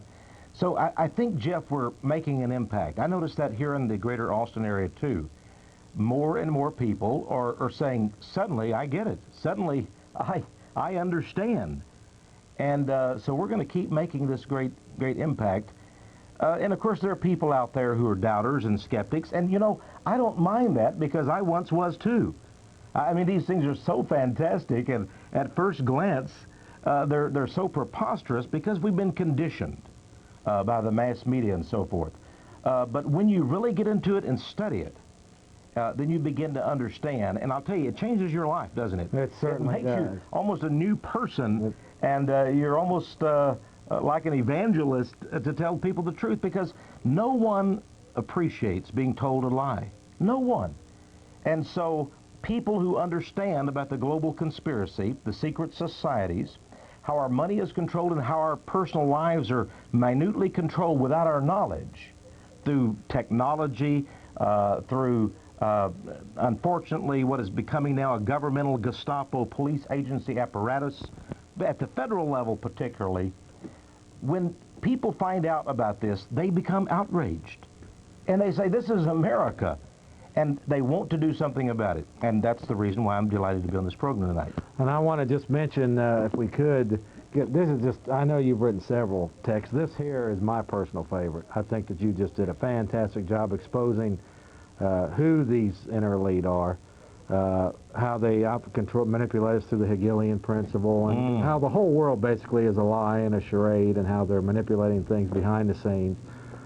He is the author of several books, two of which he brought into the studio here with us tonight. The one, this is my personal favorite, Circle of Intrigue, and I personally think, Tex, that this is just a marvelous, the research is profound, the information in it is just to me, it's as good as any that I've seen on this subject. Well, thank you, Jeff. You know, when you look at this book and it says the Circle of Intrigue, and notice all of those curious symbols, but in the very middle of it, and most prominent, is the Nazi symbol. A lot of people believe that Nazism is dead today, but remember that the Nazis believed in something called National Socialism. And when you look at Mussolini and Hitler, you realize that what they really were preaching was fascism. Fascism is, they seem to allow private ownership, but only the very rich, only the fat cats prosper, the Rockefellers, the Rothschilds, and others. The others are like peons that they allow to prosper at their leisure, okay? That's sort of like the plantation. As long as you're a good slave, they'll throw out some hay. And so really it's government cooperating with the very elite, the inner circle of the elite, to control the everyday person. So it is a form of Nazism or fascism, but of course it's also a form of communism. And I believe the world system in the last days, it is true we do not have a Cold War as such. What we really have is a lukewarm conflict in which the people are being boiled in oil and the rich are being iced down with cash from the Fed Reserve and so forth. Right. So it's sort of a combination. I call it the lukewarm war that we have going on. But the key here is that there is no conflict today between communism and fascism and the upper reaches of capitalism. They're all working together. The Yeltsins, the Gorbachevs, the Bushes, and of course we see from the Gingriches to the White House to the Clintons, there really is no political party. It's a political party that's unified around the world in something we call the New World Order. I call the Illuminati, because these people really do believe that they are illumined God men. There's so much more superior than the rest of us because they have money, the most money. And just between you and me, Tex, they are sharp because they are manipulating and controlling civilization. Well, they are. To a They've been point, trained you gotta for give them generations. credit. It's an intergenerational thing, Jeff. But you know, I have, just like Thomas Jefferson, he had so much confidence in what we call the little people. You know, Jesus Christ seemed to love the little people, and he said that it would be very difficult for the rich to even enter the kingdom of heaven. I believe, and I have confidence in the little people. You know, when you go back to our nation's founding, the very rich wanted the Constitution because it would make for a stable banking system and such, but they were not so eager to give us the Bill of Rights. And so they proposed the Constitution at the Constitutional Convention. But the little people out there, let's just call them the little, I don't believe they're little and you don't either, but the average person out there said, wait just a minute. And by the way, great patriots such as Patrick Henry were right behind them saying, don't approve this Constitution unless they guarantee you the first order of business of the new Congress will be a Bill of Rights. And you know, they knew that they couldn't have this nation, the super rich, even at that time. And the Illuminati was operating in America. In Circle of Intrigue, I actually quote George Washington. George Washington is quoted in this book, and you know what he said? He said, of the existence of the Illuminati, I have no doubt. That was a letter from George Washington. He said they existed. George Washington said that they are nefarious. That means evil. He says they have dangerous doctrines, and their goal is world conquest. Now, this is from the writings of George Washington. You can get that from the government printing office, 1940. They collected a lot of his most famous writings. Imagine that. George Washington believed there was a secret society of evil men seeking to rule the world called the Illuminati. So when people say, are you a conspiracy wacko or nut? Say, yes, just like George Washington. Just like that. You know, Rush Limbaugh's over here. He doesn't believe it, but of course, maybe he doesn't appreciate George Washington as much as we do.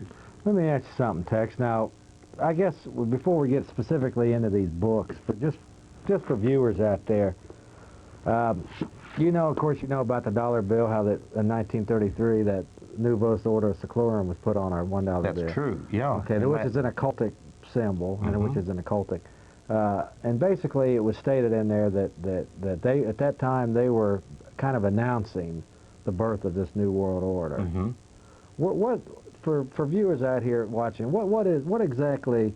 And I know you've got it. You are one of the most researched men on this subject. I mean, you read so many dozens of newspapers, and you're actually getting information from the establishment media. You know, maybe caught in a little corner or whatever. That's true. There's some things they put out and don't even realize it. Right. That's right. But what exactly is this new world order that so many people, it's on the lips of so many people today?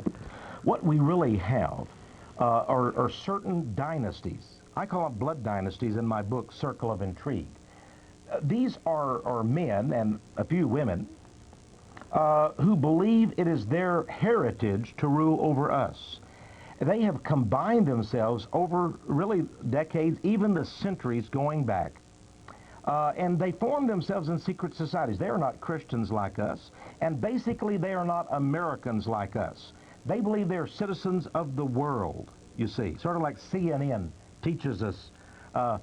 And so they believe that it is their right, is their heritage, and even their spiritual future is to rule over us. Now, the way they do that, of course, is to control the money supply. You're going to have to interrupt you here just 1 minute. We're going to put this on rotation, Tex, so we've got to change tapes here. I'm sorry. Sure. So we're going to just take a quick break here. Do we need to, would it need to just be silent then, or we're going to continue on? We're going to continue on, all right. Okay. We've got more. Oh, yeah, a long time to go yet. Okay, so, we ready now? Okay. We're ready. Okay. Go ahead, as you were saying, Tex. Well, we see the indications of this. You know, when our nation was formed, they had the Great Seal of the United States. There's the eagle. It's on your $1 bill. But wait, there was also a secret reverse side of the seal. Now, a seal is something that's used to authenticate a document, right?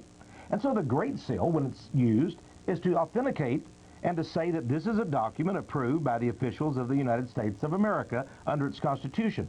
Why would any seal need a secret reverse side. But for almost 200 years, this secret reverse side of the seal existed. Now, as you mentioned, in the 1930s, Henry Wallace, who was Secretary of Agriculture, a very high-level Freemason, and a pal, of course, of FDR's, Franklin Roosevelt, who was also a high-level Mason. I might mention that Wallace was heavily into New Age occultism as well, and later ran on, you might just say, one of the Communist Party tickets. Can I interrupt you? Because as you're mentioning things, I want to tap your brain here. What a lot of people don't, they know about the Trilateral Commission and some of these front groups. There's a lot of front groups, that's right. What exactly is the Freemasonry connection to all this? Well, the Masonic Lodge, now we want to make sure that we don't harm the average guy out there who's at the lodge. He doesn't understand these things. The higher level, in fact, that we're talking about the 33rd, even beyond that, there is a religious connection amongst all of these people. It's almost like a spiritual organizational impulse around the world. Some people say as many as 30 million Masons. Obviously, all of those men are not involved in any kind of a global conspiracy. And the men that go down to the local lodge, especially the first, second, third degree, the Blue Lodge, so-called, that's really of no real concern to us. We're talking about a philosophy of occultism that's at the very highest level. And when you really dig into that, then it gets a little scary. But let's just see what it has got America into, for example. Well, we mentioned about Roosevelt and Wallace. Right. They conspired together to finally bring forth, as I believe in our day and era, they have decided that it is time to bring forth the truth of what they're doing. They're actually outing themselves. And so for the first time, they changed our currency, the $1 bill.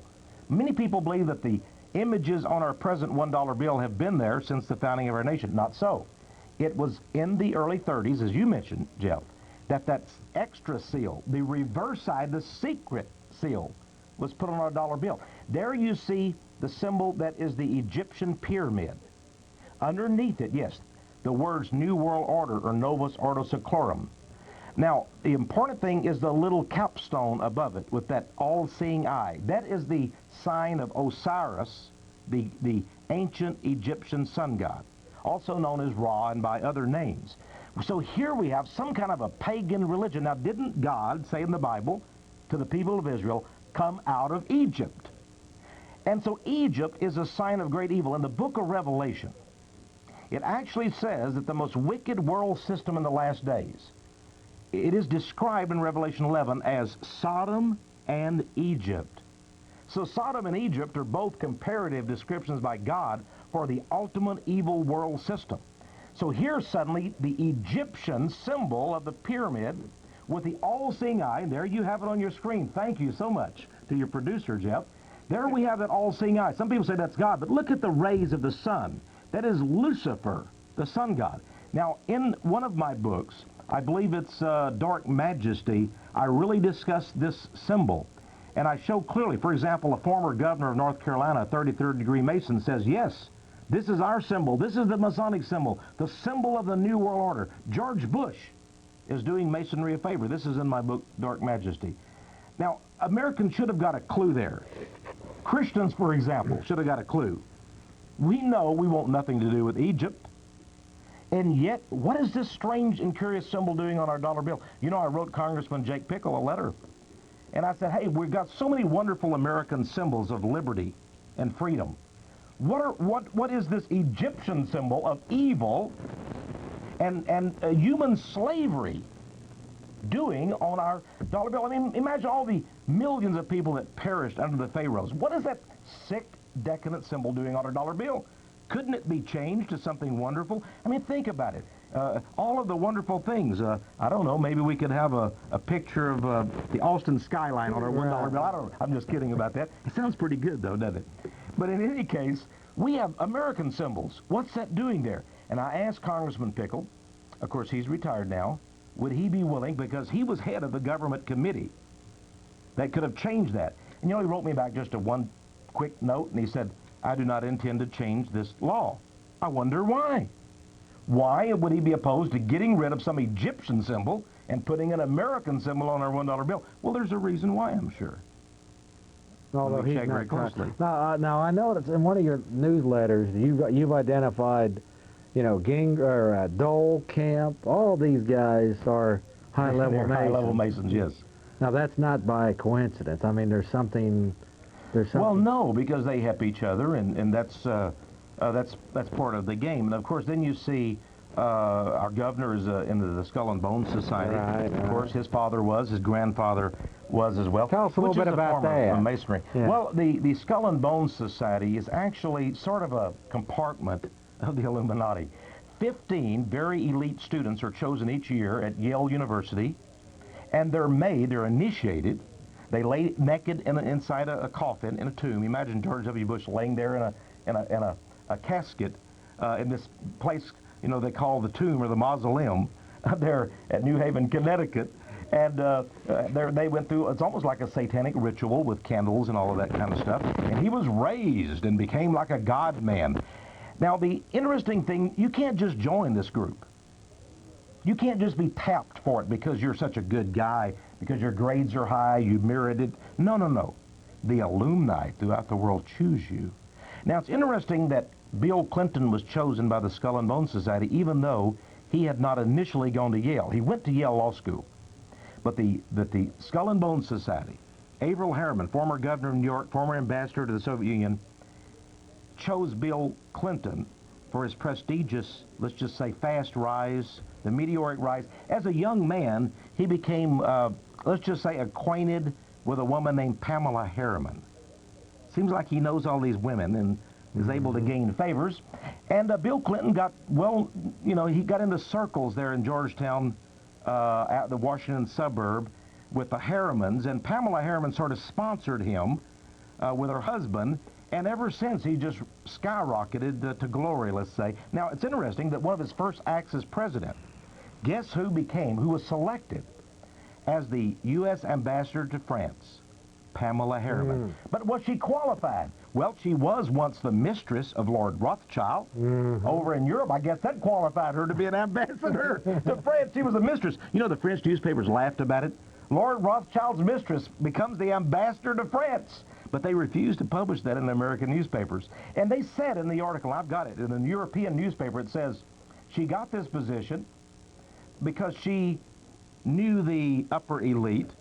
She married the patriarch of Skull and Bones, Averell Harriman, the late Averell Harriman.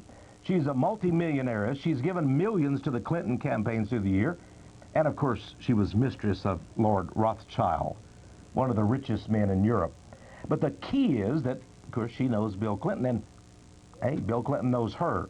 So all of these people, you see, work in these elite circles. That's why I call it the circle of the tree. Wasn't he, Clinton also, he's basically been groomed as a young boy. Oh, I think so. Even before that, he was chosen. Arkansas was basically been a Rockefeller surf state, or it's kind of a playground for the Rockefellers. In fact, That's a good way to put it. Yeah, one of them was the governor, I think, at one time. Yeah, Winthrop Rockefeller, right. A homosexual man. Kind of a special interest state of the Rockefellers. It really is, and of course, only the people they choose for high office can be governor or attorney general, as was Bill Clinton. You know, Jeff, one of the things you mentioned, maybe I could give an analogy here. A lot of people say, I don't understand. There's the Trilateral Commission. There's the Skull and Bones Society. There's the higher reaches of Freemasonry. There's all of these groups.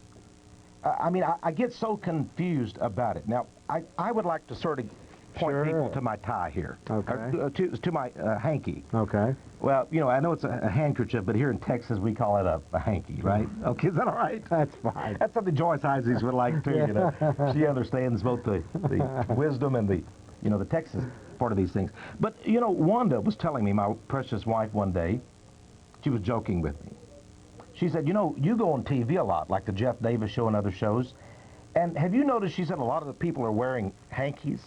And it always seems to be color-coordinated with their tie or with their shirt or something. And she says, that's your problem, Tex. You don't have a hanky. And she was kidding me one day, and she said, you will never be anybody until you get a hanky. Yeah. You know, and if you get a hanky, you can be famous, because people look at your hanky and say, hey, he's really somebody. He's got a hanky in his coat. See, that's why, Jeff, you need a hanky. Yeah, I need to get so you can go right up the ladder. Now, and she was kidding me and pulling my leg a little bit, but I thought I'd have some fun with her. And I was complaining. I says, well, you know, I've only got 5 or 6 ties, and I'd have to have a separate hanky for each tie. You know, because you got to have the color of the tie, right? To match. And I didn't like that. For one thing, you know, I was an Air Force officer for over 20 years. And we wore blue every day. We didn't have to worry about coordinating our colors, right? I just wore blue uniform every day. Now, so I said, I oppose this, you know. First of all, these hankies, they cost money now. They're not like the old days, you know, 49 cents at the 5 and 10 cents store. They cost, you know, like $10 each or something. But one day, I was at a department store. And then I got this hanky. I came home and I said, Wanda, I finally yielded to your wifely wisdom. I got the ties you wanted. She said, you're kidding me. I said, no, I've got one for every necktie. She says, you mean you bought 7 or 8, or 6 or 7 or 8 ties? I said, no, I bought this. I bought this.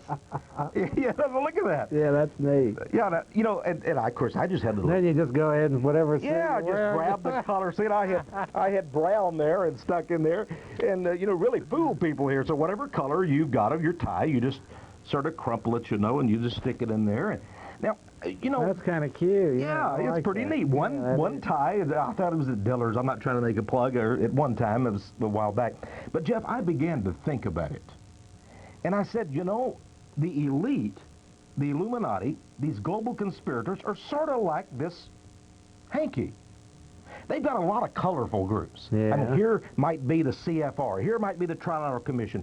Here might be the United Nations. Here's the World Trade Organization. That was a new one. Yeah, you Clinton and the boys told me gave us. that 2 years ago. Yeah. And there are all of these things. And the Skull and Bone Society. And, you know, all of them are so colorful and wonderful, and they're going to help us all, right? Yeah, they're always, I mean, they're the influential, the elite. They love us so much. Yeah, they're going to take good care of us. Yeah, you know, they're going to give us the New World Order, take away our freedoms, junk the United States Constitution, grab all our lands through environmental craziness and all of this stuff. But wait, look, well, right in the center here, the inner circle, so to speak, you know, all these colors lead to blackness, to darkness. I thought, you know, this, after I'd bought it, I thought, you know, this hanky is a lot like the Illuminati. No matter where you turn, they've got their tentacles, like an octopus, a colorful octopus. But when you get down to the core of it, it's all evil. It's all black. And I don't mean colors because, listen, they want black people and white people to hate each other. Oh, you bet. They want Jews and Gentiles. Absolutely. It's all divide and conquer. Divide and conquer, absolutely. And we're not going to do it. Yeah. We're not going to hate anybody, and we're not going to take up arms and shoot anybody or any of that stuff. What we're going to do is just expose them. You know, just expose evil. We don't have to shoot anybody or any of those silly things that they want us to do so they can be provoked into coming down on us. No, we're just going to tell the truth. Did you actually bring that down here for as an example of that? Yes, I wanted you to. That's good. Yeah, I hope my wife appreciates. Now let me understand something here, Tex. Now this here. Let me say hi to Wanda, and I suppose Sandra and all of them's watching, I hope. They probably are. I know Wanda is, yeah. Now, now, not everyone involved in these colors or these groups is even actively aware of what's happening. Would you say that's safe to say? I would say most of the groups, that's true. But still, you know, they have acquiesced. In other words, they have agreed to evil for their own purposes, to get higher positions and so forth. You can't say they're totally guilty, but yet I believe that many of them do not really understand the ultimate goal of the very organization which they're involved in. They really don't. And I get so many people that are now writing me that say, I've left this or that organization. I realize now the ulterior goal, which is to destroy American sovereignty, to take away our freedoms and our rights. So more and more people are understanding this, and of course, naturally, there are systems. My newest book, Project Lucid, talks about this monstrous. Does that have anything to do with it? Computer colossus they're building. That thumb scan, does that have any connection, or is that? Well, yeah, it does. I like that picture. That's a very good one. One of the things that they're proposing now, not proposing, they're spending billions of your taxpayer dollars on, is something to be called the Universal Biometrics ID card. It's going to replace every Before we get card into you've that, got in your pocket, all your charge cards, your driver's license. Now that's your Social Security, et Project cetera. Lucid, right? That's But right. Before we get into the specifics of that, answers, if you would, what does this new world order means if this thing comes into fruition? You know, the way that they exactly. What does it mean to the average person that may be asleep, not seeing what's being done to them? What does it ultimately mean from your research? It basically means the end of the Constitution of the United States in terms of the Bill of Rights. It means a transfer of the sovereignty of the United States to global bodies, one at a time. It means the merger of all religions into one. Now, you can stay a Hindu or a Buddhist or whatever, but you can never say that your religion, for example, Christianity, is the only true religion. They will say you're a heretic and you're dangerous. I believe it ultimately means the death of millions of Americans, because Americans are going to revolt against the loss of their sovereignty when they finally realize this, and of their freedoms. Now, that's the reason they're building right now. My friends, they're building a Gestapo police state. They're building this. It is a secret, I call it the secret SS establishment. You know, I say this as a man who believes strongly in law and order and law enforcement, a man who, I spent 20 years in the United States Air Force. I retired as an officer. I taught 5 years here at the University of Texas in the ROTC program. So I understand the necessity for law and order. But what we have now is a concerted effort. For example, in the environmental things, we all want to clean up the planet. We want a beautiful Austin and a clean Barton Creek. But the way they want to go about it is to take away people's property rights, grab their property and not pay anything. Now, if you want a public park, that's great. I love public parks. But you can't go down and grab a man's home and his land and say, we're going to make your land into a public park. They're doing this now. These environmentalists are evil. They don't realize it. They've been conned themselves by these environmental organizations. And so they are gobbling up our lands. The U.S. Fish and Wildlife Service has a huge floor of bureaucrats right here in Washington. What do they need it? What do they need it for? We can take care of our stuff in Texas. What's interesting to all that, Texas, if you start looking at the Sierra Club and the Office of Land, they're all financed by the Rockefellers and the others. The Nature Conservancy. Am I right? Oh yes. Yes. It's smoke and mirrors under the disguise of protecting the environment. And right now we have our national parks. You drive into most national parks, and there's big signs up. This is a United Nations biosphere. What? Yellowstone? Great Smoky Mountains? A biosphere? A United Nations asset? What's going on? I recently contacted Jesse Helms. Actually, his people called me. Isn't he? He's a high-level Mason now, I come to find out. He is a 33rd degree Mason. Yeah. And that's why, you know, they had a quote-unquote love fest with Madeleine Albright, who is a member of the CFR, by the way. But Jesse Helms had a love fest with her. That's why you can't trust Republicans or Democrats. Yeah, I'm sorry to say this. I'm not trying to push any political party. I believe in Americanism. I believe we're going to have to get together and somehow solve this.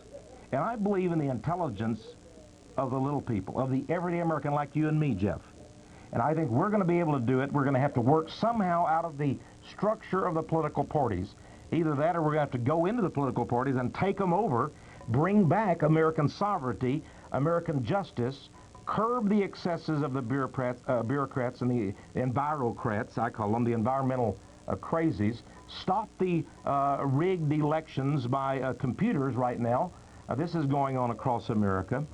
But the first thing to do is to educate ourselves. And thus we have this program tonight. And for people out there that say, this sounds insane, I've never heard some of these things before, I pray that they will. I'm not trying to sell our books, but frankly, you don't even care if they just read somebody else's book. Oh, no. You're just interested in getting information absolutely. out. We're here. You're not paying me anything for on this show. We're friends because we believe in something here. We believe in the rights of Americans under the Constitution. Black, white, it doesn't matter what you are.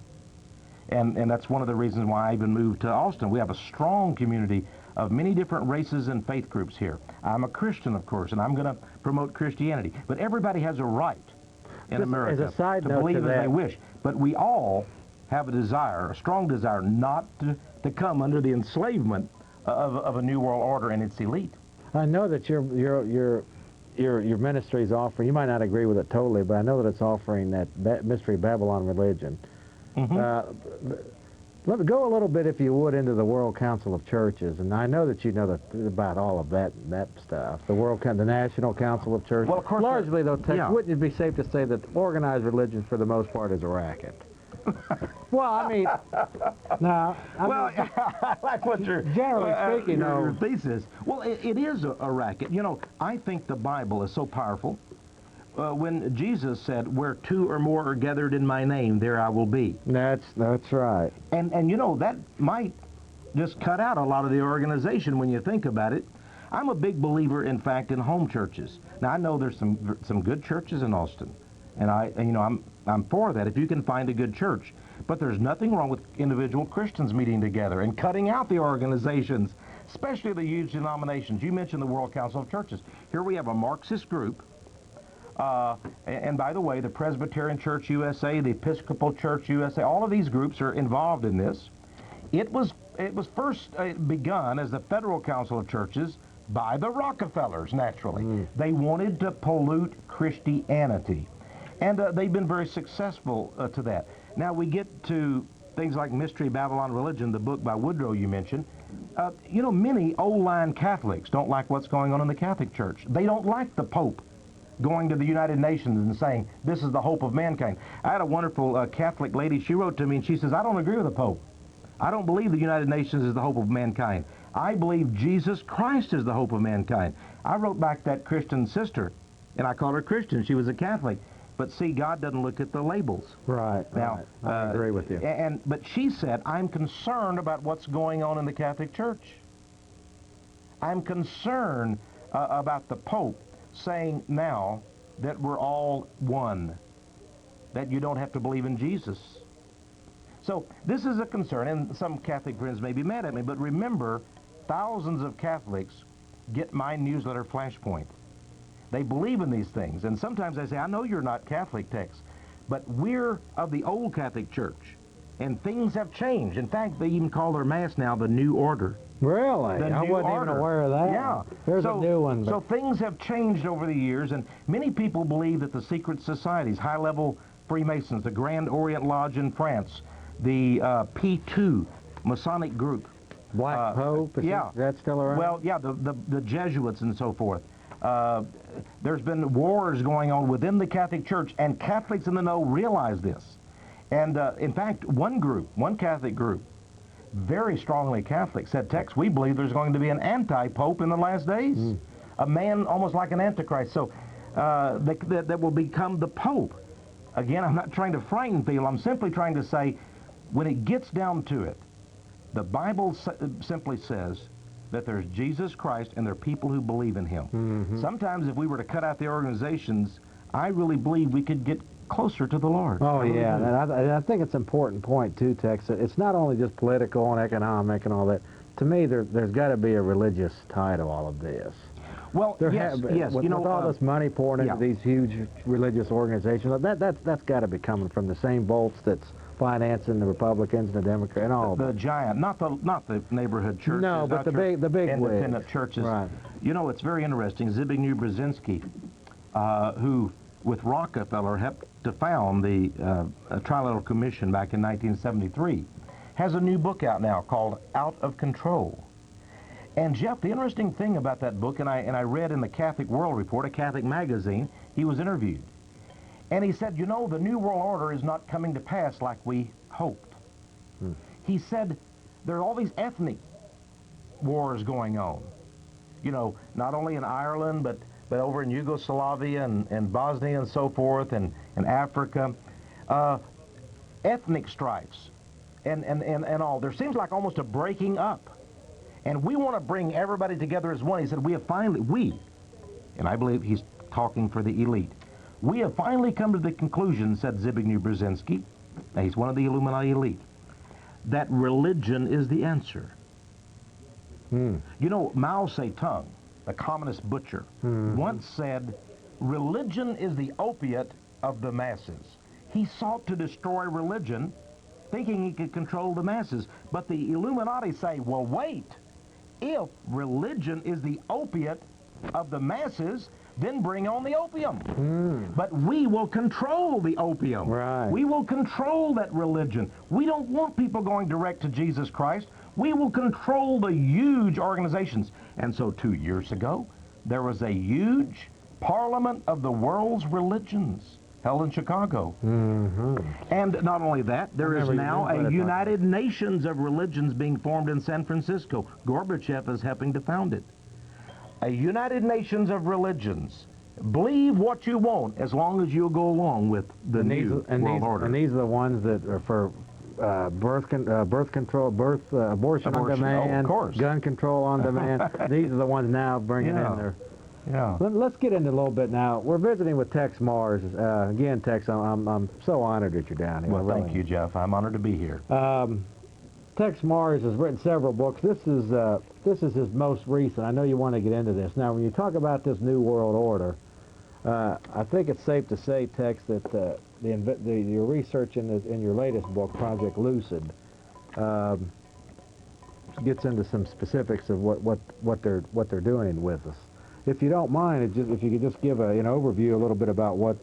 Well, first off, where did you come on to this whole project, this whole Lucid concept? Well, Jeff, a friend sent me this magazine, and it dovetailed with an incredible amount of research that I was doing. Now, this is the NARC officer. You would ask, what has the NARC officer got to do with the New World Order or with taking away our rights, the NARC Officer magazine? That means the narcotics officer. This is the official publication of the International Association of Narcotics Enforcement Officers. That goes to the bureaucrats and the managers and the executives around the world, the FBI, the CIA, the DEA, Interpol over in Europe, and so on and so on, Department of Justice. So it's sort of an elitist type magazine. Now, the friend who sent this to me said, Tex, you will be very interested in an article on page 54. Now, this is the NARC Officer September-October 1995 issue. And here was that article. Lucid, L-U-C-I-D, and the Counterterrorism Act of 1995. Go ahead. We're going to try to get it closer. Go ahead. Keep talking. Here we go. Now, when I read this article, and it's very extensive, I was stunned. And I know we don't have very long, so let me just tell people the broad outlines of it. This article explains a new system. It's funded, by the way, by the National Security Agency, a very super secret group. They're spending, I believe, billions of dollars to develop a global computer system. And everybody, all of your personal data will be linked up in this system. Now, imagine we have now thousands and thousands of computer data banks and individual computer servers. But all of these will be brought together by a certain kind of software called Lucid. Now, Microsoft, Oracle, and all the other software corporations and the computer giants are working hand in glove with this particular system. No one even knew of this system. And I was stunned about it, but I realized that everything I had been studying for years backed what was going on. In other words, it exposed this. Now, this system, Lucid, is being developed now. The chief designer is a man in New York. Now, again, this is a super secret government project. But in my book, Project Lucid, I give you his name. His name is Dr. Jean-Paul Crusoe. He is a medical doctor on the staff of Interpol, the International Crime Fighting Organization, sort of like our FBI, in Europe. But wait, he's in the United States working with American law enforcement agencies, and listen to this, he's the Interpol's representative to the United Nations. And he's working with American authorities, and especially the Defense Department, the Justice Department, to bring this monstrous computer system into play. Now, what will it entail? Well, first of all, there is a chart here. They actually have a chart here. Now, I want you to notice something, Jeff, if we can see this chart. Yeah, if we can get a close-up on that chart. Yeah, if we can get a close-up on it. Hey, that's a little there. They say, here's the system that we will have. All computers in the world will be linked instantaneously, 24 hours a day. Notice down here, here's the Capitol. Here's computer systems and so forth. Here it says National Criminal Justice System. telecommunication services. In other words, satellites watching people. Here, on the other hand, is the criminal justice system. Here's the Lucid data processing system. Here's the international criminal justice system. And here is the average family. Here's a mom and a dad, a little boy and a little girl. Underneath them it says, Individuals Universal Biometrics Card. Now, what does this mean? It means they're going to issue all of us, by the year 2000, a individual smart card. It'll replace every card you've got, all of your charge cards, your driver's license, your Social Security, etc. And this card will have a chip on it, and through remote computer terminals, and through your accessing your own local computer, and by the way, by the year 2000, you will not be able to access a personal computer unless you have a little device you put in this card. Now, everyone will be given this card. You say, well, how are we going to get this card? How will they control us with this card? Remember a couple things. First of all, satellites can pick up that chip in your card. And if you lose it, don't worry. Later, they'll probably put a biochip in your right hand or your forehead, the way it's going. And I talk about that in my book as well. And give the technology, and experimentation is going on to human beings in that area. So it's not far-fetched as people may think. Right. Now, the interesting thing about this is these people in this article, in this official publication, explain carefully what the card will be. First of all, when you go to the center, and it will probably be, driver's licenses or Social Security offices around the nation, they will take an iris scan of your eye. That'll be digitized and go into the chip in your card. They will take a picture of your face, your facial image, digitized in the card. They will take a sample of your blood, and thus it will have a blood type and DNA. Remember the O.J. Simpson case? DNA. And I exposed the fact in my book, Project Lucid. They are actually, right now, constructing with our monies, DNA data banks across America. They already have millions of American citizens' DNAs. It's a unique code in these data banks, and I expose that in this book, and I show documentation of this. No one knows this is going on. DNA data banks being built across the nation. Millions, billions of dollars going to build this colossal computer system. And we're going to receive this universal ID card. Well, how are they going to get it through Congress? I found out that Senator Kay Bailey Hutchison has introduced a bill to give us this. Senator Feinstein of California. Senator Boxer of California. Senator, the guy from Wyoming that just left office, Alan Simpson. All of these people are getting together saying, to control immigration, to stop terrorism, to stop the drug traffic, we've got to control everyone with this universal biometrics ID card. What a plot. And it's on the way with Project Lucid. That's the name of it, Lucid. Logical, Universal, Computer Interactive Data Bank. Logical, Global. Logical. Universal. Remember, and by the way, we're going to have to pay for 5.5 billion people. How can they afford this in Africa? How can they afford this in South America? American taxpayers will pay for their smart card so that everywhere around the world, everyone can be linked in with the Lucid system. 24 hours a day, you'll be controlled. They'll have your education, your financial status, whether or not you have a mortgage, whether or not you live in an apartment, what you bought at the grocery store the last time you were there, what type of cosmetics you use. Do you buy a Playboy? Are you a religious fanatic? They'll have it, and they'll use it against you, my friends. This is the Gestapo police state, and it's being put together under something called Project Lucid. The Social Security number and this current means of monitoring and tracking apparently isn't good enough. They have to move to a more sophisticated... This is absolute. And by the way, they have set up a National Reconnaissance Office. Satellites overhead. There's no more Cold War. But they just opened up a $400 million National Reconnaissance Office. Satellites, global positioning systems overhead. Who do you think they're going to be watching? They're going to be watching you, my friend, and me. And they even have a system set up. It's called a Law Enforcement Satellite System, LESS. I talk about that in my book. Oh, now when you first found out about this Lucid, and I know you immediately got right into research. Oh, well, how much research? Oh my goodness, years. Years. And this article was simply like the icing on the cake. It sort of showed me that this is real. And not only that, already law enforcement agencies are being informed. This is what's coming. Get ready. We're going to have them. And by the way, this chart at the very bottom, it's entitled this is important, a universal information identification system, or LUCID, L-U-C-I-D. With that text, there's some things I have to do here. All right. Okay, we're visiting with Tex Mars. I want to mention, folks, a couple of quick radio programs here. You've got The Real Spin with Alex Jones, the Patriot Show. He's on Saturday nights, 6 p.m. to 8 p.m. on that new FM station. Yeah. KJFK 98.9 FM on the dial. From 6 to 8, it's right all up there. That new, they call it the First Amendment at its best. So, you know. Good. And also, my darling, and you know her, Tex. You said you watched the program last week. So, if we could, let's go ahead and mention Joyce real quick. I listen to Joyce Isaacs. Oh, there you go. Oh, yeah. She's tremendous. She really there she is. Yeah. There's Joyce. She's on KVET Radio, 1300 AM. 10 a.m. to 12 noon, 39, and there's the call-in number. And to me, she's just an exceptionally charming woman. There's a picture of her, Tex. Well, I think she's intelligent, too.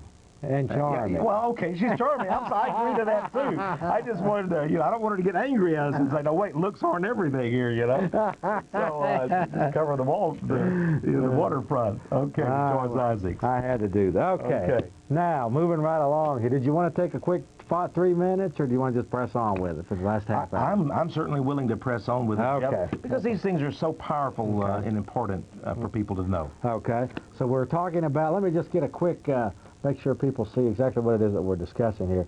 This Project Lucid, that's the, well, go ahead and give us that. Newest book. Yeah, that's the newest book, but Yeah. that's the universal it's really computer. It's the beast. Actually, I'll tell you what I call it. And I like to be a little dramatic because I want to scare people a bit so they can go in and read it for themselves. I call it the Beast 666 Universal Human Control System. You know, it's interesting. As a Christian, I believe in Bible prophecy. A lot of people don't, and I'm sorry that they don't, but it's true. And you know, the book of Revelation, chapter 13, it is profound. It says that in the last days there will be a system set up of control. There will be, in fact, a new world order, the Bible says. And the Bible says that this system will be set up so that no man may buy or sell unless he has the mark or the name or the number of the beast. So we have a numbering system here. We have a marking system. We have a control system. And imagine you can't buy or sell. Isn't that what they're going to do with this universal biometrics ID card? It'll replace all of your other ID cards. You go to the food store and you run it by the scanner, you see. So they will not be able to buy or sell. By the way, they're now planning, this article in the Narc Officer magazine pointed out that eventually this will be interactive with hidden video cameras all over the world. How are they going to do that? Well, even now, many cities are establishing video cameras. Yes, I'm aware of that. Airports. Yeah. So let's just say you go to the Austin airport, right? Robert Mueller Airport. You go in, immediately there's a video camera hidden. You can't see it, but it takes a picture of your face. Now, it immediately goes into its digitized data banks, and it knows, hey, this is Jeff, right? This is Jeff Davis, Social Security number such and such. Dissident, political resistor, you know, opposer of the New World Order. They've got it all down there. And when they want to start rounding us up, well, they can do it. You say, well, why would they want to round us up? I believe there will come a time very soon when, you know, we're sort of the pesky ants out there stinking them. But I think there will come a time when they will want to round us up. The Bible said so. The interesting thing about the Bible, and you know, it goes back to my book, Circle of Intrigue. Did you know that the Bible actually says in the last days there will be a circle, an elitist circle of just 10 men who will secretly rule the world? And you pretty well have them. Yeah. I think you have your... I want to get this up here, too, real quick, Tex, if I could. These are some interesting pictures here in your latest newsletter. If we could get this, this is... Where did you get these pictures, Tex? Well, as you know, I have my sources. Yeah. Go ahead. If we could get a real good close-up of this, I would appreciate it. Isn't that astonishing? Well, go ahead and again, we see explain the that. loss of American sovereignty. This is my newsletter flashpoint, And I want people to know we're a nonprofit organization, and we're delighted to give anyone a subscription to this monthly newsletter. We never bill anybody. We never ask you for money.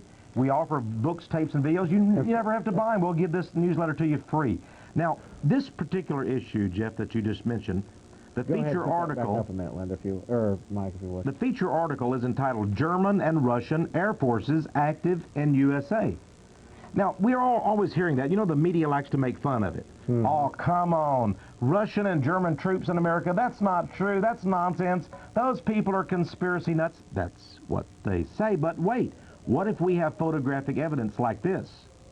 Well, what's this? Okay, this one here is a Mi-17 HIP Russian helicopter at Alamogordo, New Mexico. Alamogordo, New Mexico. And you have German troops at Roswell, New Mexico. Yeah, there's an entire German Air Force base now, headquartered at Holloman.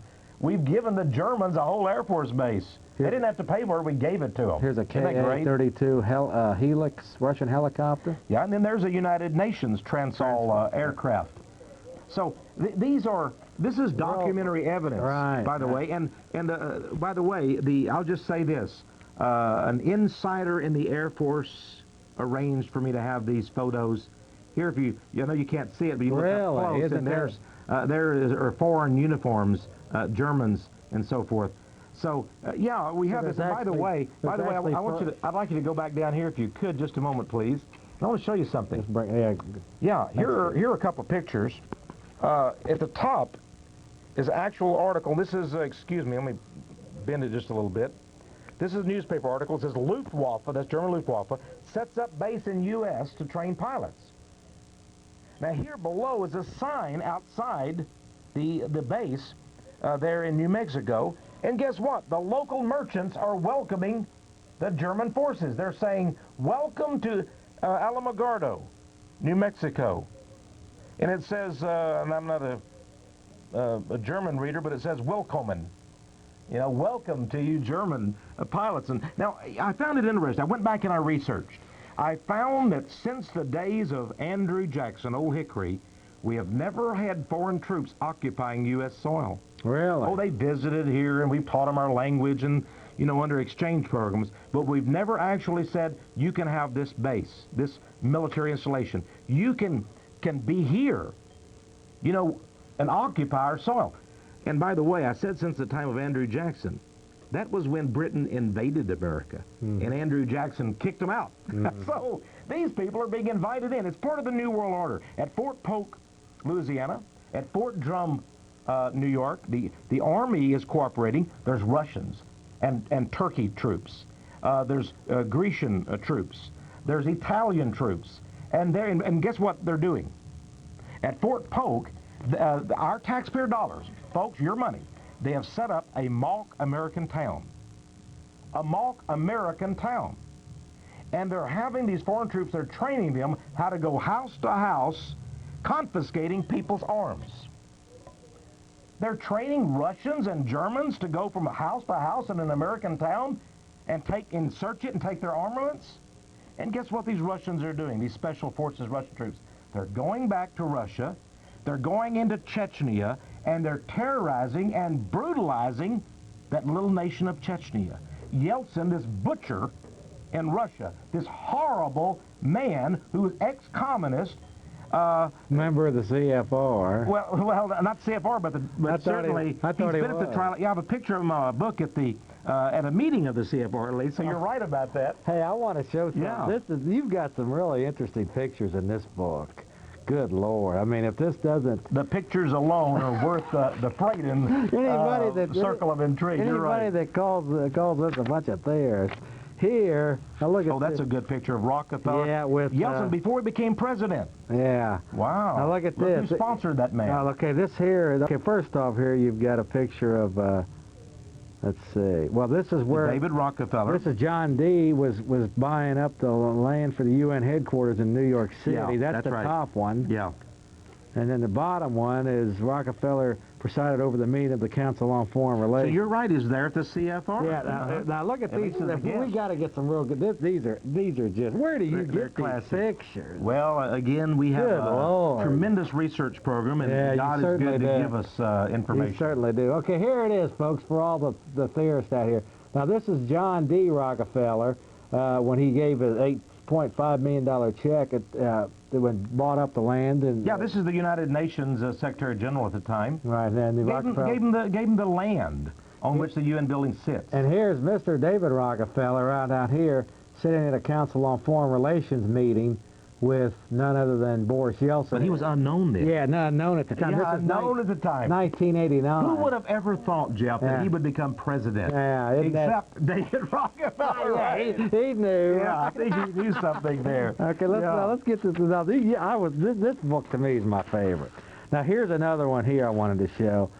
Now, this fella here, he's definitely got to be in the top 10. It's Edgar Bronfman. I think Bronfman is. Okay, of now course, here- he owns the largest distillery in the world. Here's a picture of, he owns, go ahead. Here's a picture of Seagram. Clinton getting an award by Edgar Bronfman, who is the head of the World Jewish Congress. World Jewish which is a great organization. It shows you that Gentiles and Jews alike are, part of this New World Order. And these pictures, I mean, it's just amazing what you've Well, done. this here. shows I think the murder of Africa. This is a secret building, a gigantic building. Look at where it's formed, in the shape of a satanic triangle. Yeah, that's the CIA. Yeah, in Pretoria, South Africa. Nelson Mandela, the good old commie boy there, is being helped. There's George Soros, by the way. Oh, yeah, Nelson. here's another one. We got to get this one, too. Here's George Soros. He's another one of the big... He's a billionaire. Here's Soros right here. Wall Street right here is Soros with Boris Yeltsin. See, it's all connected. It really is. Yeah, it really is. It's like a private... it's a network. By the way, at the CFR, I have a picture somewhere in here of Mikhail Gorbachev visiting the CFR, right, when he was president of the Soviet Union, of Russia, now they call it, although it's still the Soviet Union. And you'll be finding that out as I want to say, Tex, that I think, of course, I know most of this, and I see the manipulation, but the way that you have put this one chapter here about the Hegelian principle, how they use Republican synthesis, Democrat antithesis or whatever, and then New World Order is a synthesis. That's astonishing. They make it look like on the surface that they're really... Yeah, but there's two. Yeah. Now, I want to mention that there's some other men who have written wonderful books. Anthony Sutton, a good friend of mine, Ralph Epperson, and others about the Hegelian dialectic. But they were certainly on target. The 33rd degree Masonic motto is order out of chaos. So they create two centers of power, let's say Democrats and Republicans. They control both parties. Yeah. And it makes it look like they're fighting all the time. But notice during the last election, no one, Dole or Kemp or Gore or Clinton, would dare to mention the problem about the United Nations or the World Trade Organization, the WTO. No one would mention how our American armed forces were now being forced to wear the insignia of the United Nations. No one would talk about these kinds of issues. No one would talk about the environmental huge organizations, not the little person out there trying to save Barton Creek, but the gigantic New World Order groups.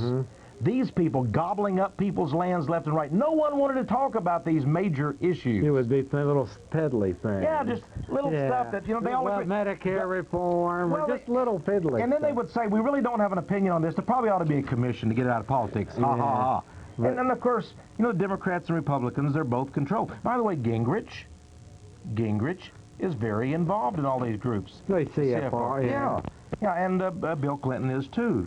They're members of the same club. Yeah, exclusive rich men's club. And it's a Hegelian. They're playing. It's beautiful. Makes people believe that they have a choice. Hey, I can pick the Republican or the Democrat. Yeah. And of course, the minute that Dole lost the election, he was invited to the White House and was given a big Medal of Freedom or some nonsense by Bill Clinton.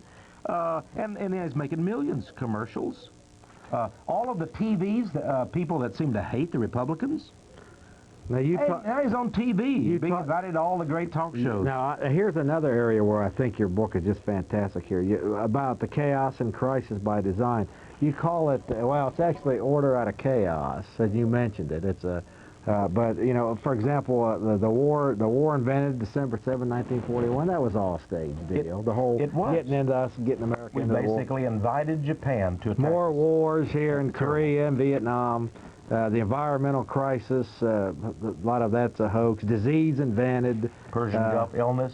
Persian Gulf illness. Yeah. Right. Yeah. I have a great overpopulation crisis. That's and then they're racking out the population through the abortion clinics and all the this. depopulation thing is going to be a big one. You know, they had a United Nations World Food Summit. Folks, if they can take away your food, they're going to make you scream. That's what they think. And this is going to be the major means of control. Did you know that our so-called representative of the United Nations for Environmental Affairs, former Senator Timothy Worth, was at that World Food Summit, and he actually said we need to start requiring people to get a license to farm and to buy fertilizer. You see what they're doing? You can't be a farmer, you cannot buy fertilizer unless the government allows you to have a license to buy fertilizer. If you don't have fertilizer, well, you can't plant your crops. Then I found out that the Rockefeller combines and the others have the patents on all the seeds, the new hybrid seeds. So it's an incredible conspiracy. Now, one of the delegates at this World Food Summit, she got up and she made this statement. She said, "Food is power." Imagine. Food is power. Control the food supply, and you control all of humanity. And I believe this is one of the reasons why the environmental movement is tying up millions and millions of acres of farm and rangelands across the nation. And they'll make up a little thing. They'll say this grasshopper, or this bug, or this lizard, or this bird, or whatever. Or we've got to protect these. So this 3 million acres has to be protected. We can't have any farming there. And, of course, what are they doing? They're starving the people of America. They're taking people's lands from them. Oh, yeah. And what does our Constitution says? Nor can private property be taken from the citizens without due process of law, and then only with just compensation. Like I say, Tex, to me, this book right here is one of the. Can I ask a question? Yeah, go ahead. That's all true. FEMA has stipulation no hoarding of food. It doesn't stipulate how much food. And absolutely, it's all true. And the National Surveillance Center, that's a real place. $400 million. It really is. Virginia. That's right. Yeah, that's right. And he knows all. And the thumb scanners downtown, this is real, people. Tell them that they're idiots. They're thinking you're crazy, I guarantee you. They've been brainwashed. Hey, let me just mention. But many people will research for this for themselves, and that's what I appreciate. By the way, that's the best article I've ever heard, Mr. Well, you're kind, Alex. But, you know, so many people call me on talk shows, and they say, I don't believe this. And I say, well, fine. I didn't believe it either. Yeah, but do read about it. Do study. Investigate it. And, you know, many times they'll write me back months later and say, guess what, Tex Morris, it's worse than you said. I've researched it now. So I think Americans are finding out about this. They have a passion for truth. And, again, Americans are very unique in a sense. I'm not saying that we're different than anybody else in the world necessarily. Everyone has a heart and needs to be treated like a human being throughout the world. But we have a passion for truth. We want to know the truth. And we're gonna work at it till we get it. And we're not gonna stop until we do. But I'll tell you, there is a war on the truth right now. Yeah, and I appreciate frankly, this program. I think we're losing a war of minds right now. Let me just we're winning. Let me just mention we're winning. I believe it. Let me just mention. I want to say that you were recently given great homage in the fact that the establishment media now is actually starting to discredit your ministry. Oh, what? Man, that's I mean, that's powerful. Well, I guess we have the New York Times and all these people. Yeah, they're writing you up as this one of the leaders of this I'm the bad boy. Yeah, I mean, when you start getting discredited by the CFR News, so. You're doing something good. Yeah, there was a column by Anna Quillen. I remember that. No, but also other than that, you were in your latest newsletter. There was some fellow that had your book. Some poor guy, and this very book they tried to claim was like, you know, is this neo-Nazi, anti-Semitic, pro-militia material? And of course, the militias have a right to keep and bear arms. The Constitution says they do. I didn't mind that smear too much. But the fact is that anyone who seeks to expose these things is going to be attacked. Yeah. And people, Alex Jones is here in the studio. He's going to be attacked. You, Joyce Isaacs, we're going to be attacked. But we persevere. I think it's simply amazing that God has protected my ministry and organization as long as as it's existed now. Definitely making. Let's just briefly, if you will, text now, because I want to give you plenty of time to make your. Okay. But just quickly, this is kind of your synopsis of the rulers of this planet, and I can't find a better documented. list. Yeah, I can't find a better list. First, you got the Rothschild dynasty. Do you care to? Do you want to just go? Do you want to just briefly comment? Sure. You know, there's a number of Rothschilds, and I mentioned 4 in particular. In France and over in Great Britain. This is probably the richest dynasty in the world.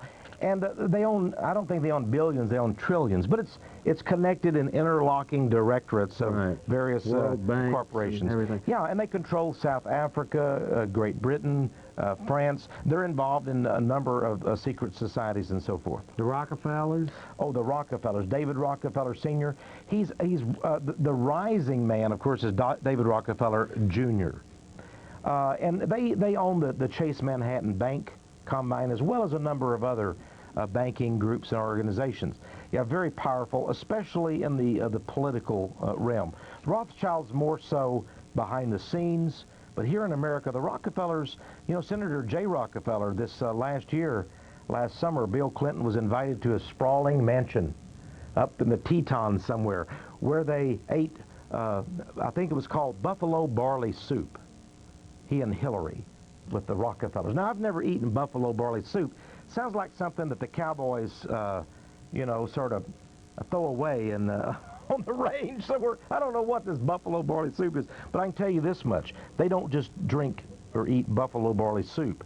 They get their marching orders there. I think Hillary and Bill are told what to do by the Rockefellers. Yeah. What about the Habsburg dynasty? The Habsburgs are very powerful. Otto von Habsburg, of course, is quite elderly now, a member of European Parliament. This is the former nobility, the black nobility of Europe. These men are very powerful. Otto has a son named Karl. And some people actually say, again, this is pure speculation. I'm not naming the Antichrist, but some people in Europe say Karl von Habsburg is going to be the Antichrist. Again, they even claim that his number equals 666.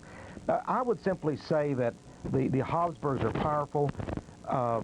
If there is going to be a president of Europe when this monetary union is formed, in this political union, in the year 1999 to 2000, I believe Habsburg may end up being the president. What about Juan Carlos? We're moving right along here. Juan Carlos, remember, here was a king put back in power, a dynasty. Goes all the way back to the Bourbons. You know, Marie Antoinette and King Louis, who lost their head.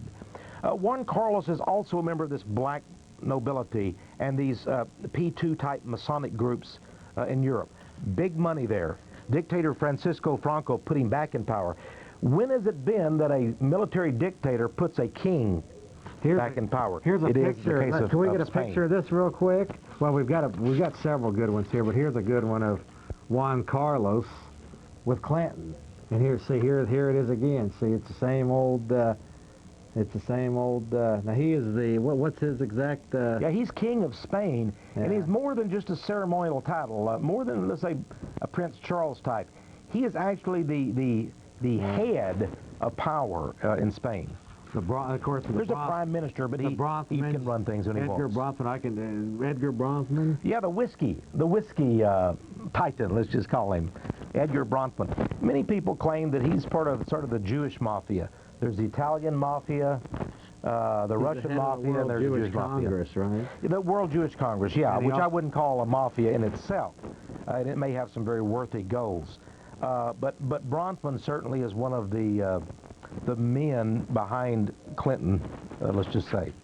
Lord Peter Carrington. Lord Peter Carrington is a very interesting man. He's one of the blood dynasties I talk about in Circle of Intrigue. You remember the TV series Dynasty? I think there was a little play on things. They knew how powerful Britain's Lord Peter Carrington is. Remember, Peter Carrington was the guy that was supposedly the rich oil man, and his wife was the pretty blonde named Crystal, sort of a New Age name. All of this was a play on words. These men have picked certain sites in the United States as what they call their spiritual centers of the elite. Colorado is one of them. Denver, Colorado, Colorado Springs area is one of them, and Austin, Texas is one of the centers of power. I believe we're going to see more and more. For example, we've seen the Worthen Bank, Clinton's buddies, come into Austin, Texas. We've seen other huge banking consorts come into Texas. So Carrington is of the Hombros Bank, a huge gold owning outfit that even Queen Elizabeth, I quote her in the book, when she came to visit, and they gave her, I think, as a sort of a symbol of what they did, a gold bar as a gift. And it was worth, you know, several hundred thousands of dollars. Here's a little gold bar as a little memento of your visit to Hombros Bank, they told the Queen of England. Last one we'll have time for here is Harry Oppenheimer. Oppenheimer is from South Africa. I believe he is actually controlled by the Rothschilds. He is the man that tells Nelson Mandela when to jump, when to squat, what to do. He's the king of diamonds here, huh? Yeah, he owns De Beers, and they own about, well over 90% of the world's diamond mines. So you women out there, you ladies, if you have your diamond ring, your engagement, or your wedding ring, it probably came from one of Oppenheimer's mines. Again, connected with Rothschild. Rothschilds and such American biggies as Brzezinski and all the others are all connected together in this unified Illuminati system. Tex Mars, by golly, the time just zoomed by. Again, it's an honor. You got about 2-3 minutes, Tex, if you would, if you want to make a closing statement or whatever, and I do appreciate it. I'll tell you what, if we get any calls on the comment line, I think we will. Can we send them over to your ministry? Sure, okay. Sure. And we do have the address up there, and folks just jot us a little note and say, put me on your newsletter list. Absolutely free. We'll send you a newsletter every month. I think many people will want to go to Bookstop or Barnes & Noble and buy Circle of Intrigue, Project Lucid, or one of my other books. But even if you don't, we want you to have free a subscription to Flashpoint Newsletter. We'll never bill you. Nobody will ever call you. I promise you. Do you have any final thing you'd like to say, Tex, other than maybe keep watching the Jeff Davis show? Well, yeah, keep watching the Jeff Davis. Alex has a question there. Maybe we can... Go ahead. Something you said, I mean, normally, what you're saying is so powerful, it almost makes me want to turn my back on Republicans. And this stuff sounds so incredibly, you know, mixed up and confused, but anybody who's read Machiavellian, which is, you know, 450-year-old politics, understands this. I want you to tell people one more time about the National Surveillance Center and the National Identification Centers in Langley, Virginia, next door to the CIA headquarters. Hundreds of millions of dollars of equipment, and it's all just waiting to go online and tell. I mean, it's true. This is not BS, folks. This man is telling you the truth. No matter how fantastic it sounds, it's all true. Okay, go ahead. Well, we do have a picture, actually, in the book. Is this Circle of Intrigue? No, it's in Project Lucid, somewhere in there, I think. I think I've seen it. If I don't, I'll bring one next time I'm here, Alex and Jeff. There is a National Identification Center. This is the National Security Agency here. It's the second largest building in the government building in the world. So that just shows you that one of the thumb scanners downtown. Yeah. PBS. Oh, it does. Yeah, and the satellite systems and such. But yes, there's the National Reconnaissance Office, the NRO, and there's the National Identification Center that they've set up. That's about 4 hours drive from Washington, D.C. Now, it's hooked up with the FBI's National Crime Information Center, the NCIC. Yeah. They're putting everything together. But this Project Lucid, I think that's it. Will be the overthing. We're all bye-bye, man. Okay. Good job, yeah, thank you, Jeff. Fantastic, man. Thank you. I love it. Today, we're all going to learn a new term. It's only 2 words. Now listen closely. Can all of you say constructive fraud? Constructive fraud! Did you ever get the feeling as you're staring at the ceiling that this game of life we play ain't fair? Seems as fast as we can make it, there's a hand that grabs and takes it till they find us in a grave somewhere. Like a rodent on a treadmill, we keep pushing for it uphill, but we never seem to get too far. Well, if you think you're being taken, then you're ready to awaken to the truth of what we really are.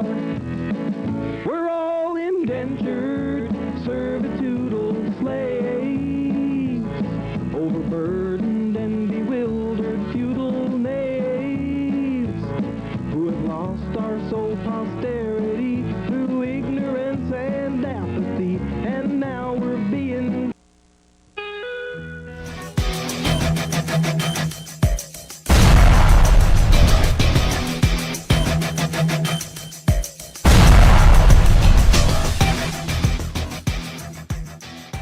Long live the Constitution! God bless America, and death to the New World Order! We shall, we must, and we will prevail, because we're willing to stand up against what's happening. God bless the Republic and the United States, and death to the New World Order! Yeah! All right! Yeah! Yes, thank you very much, folks.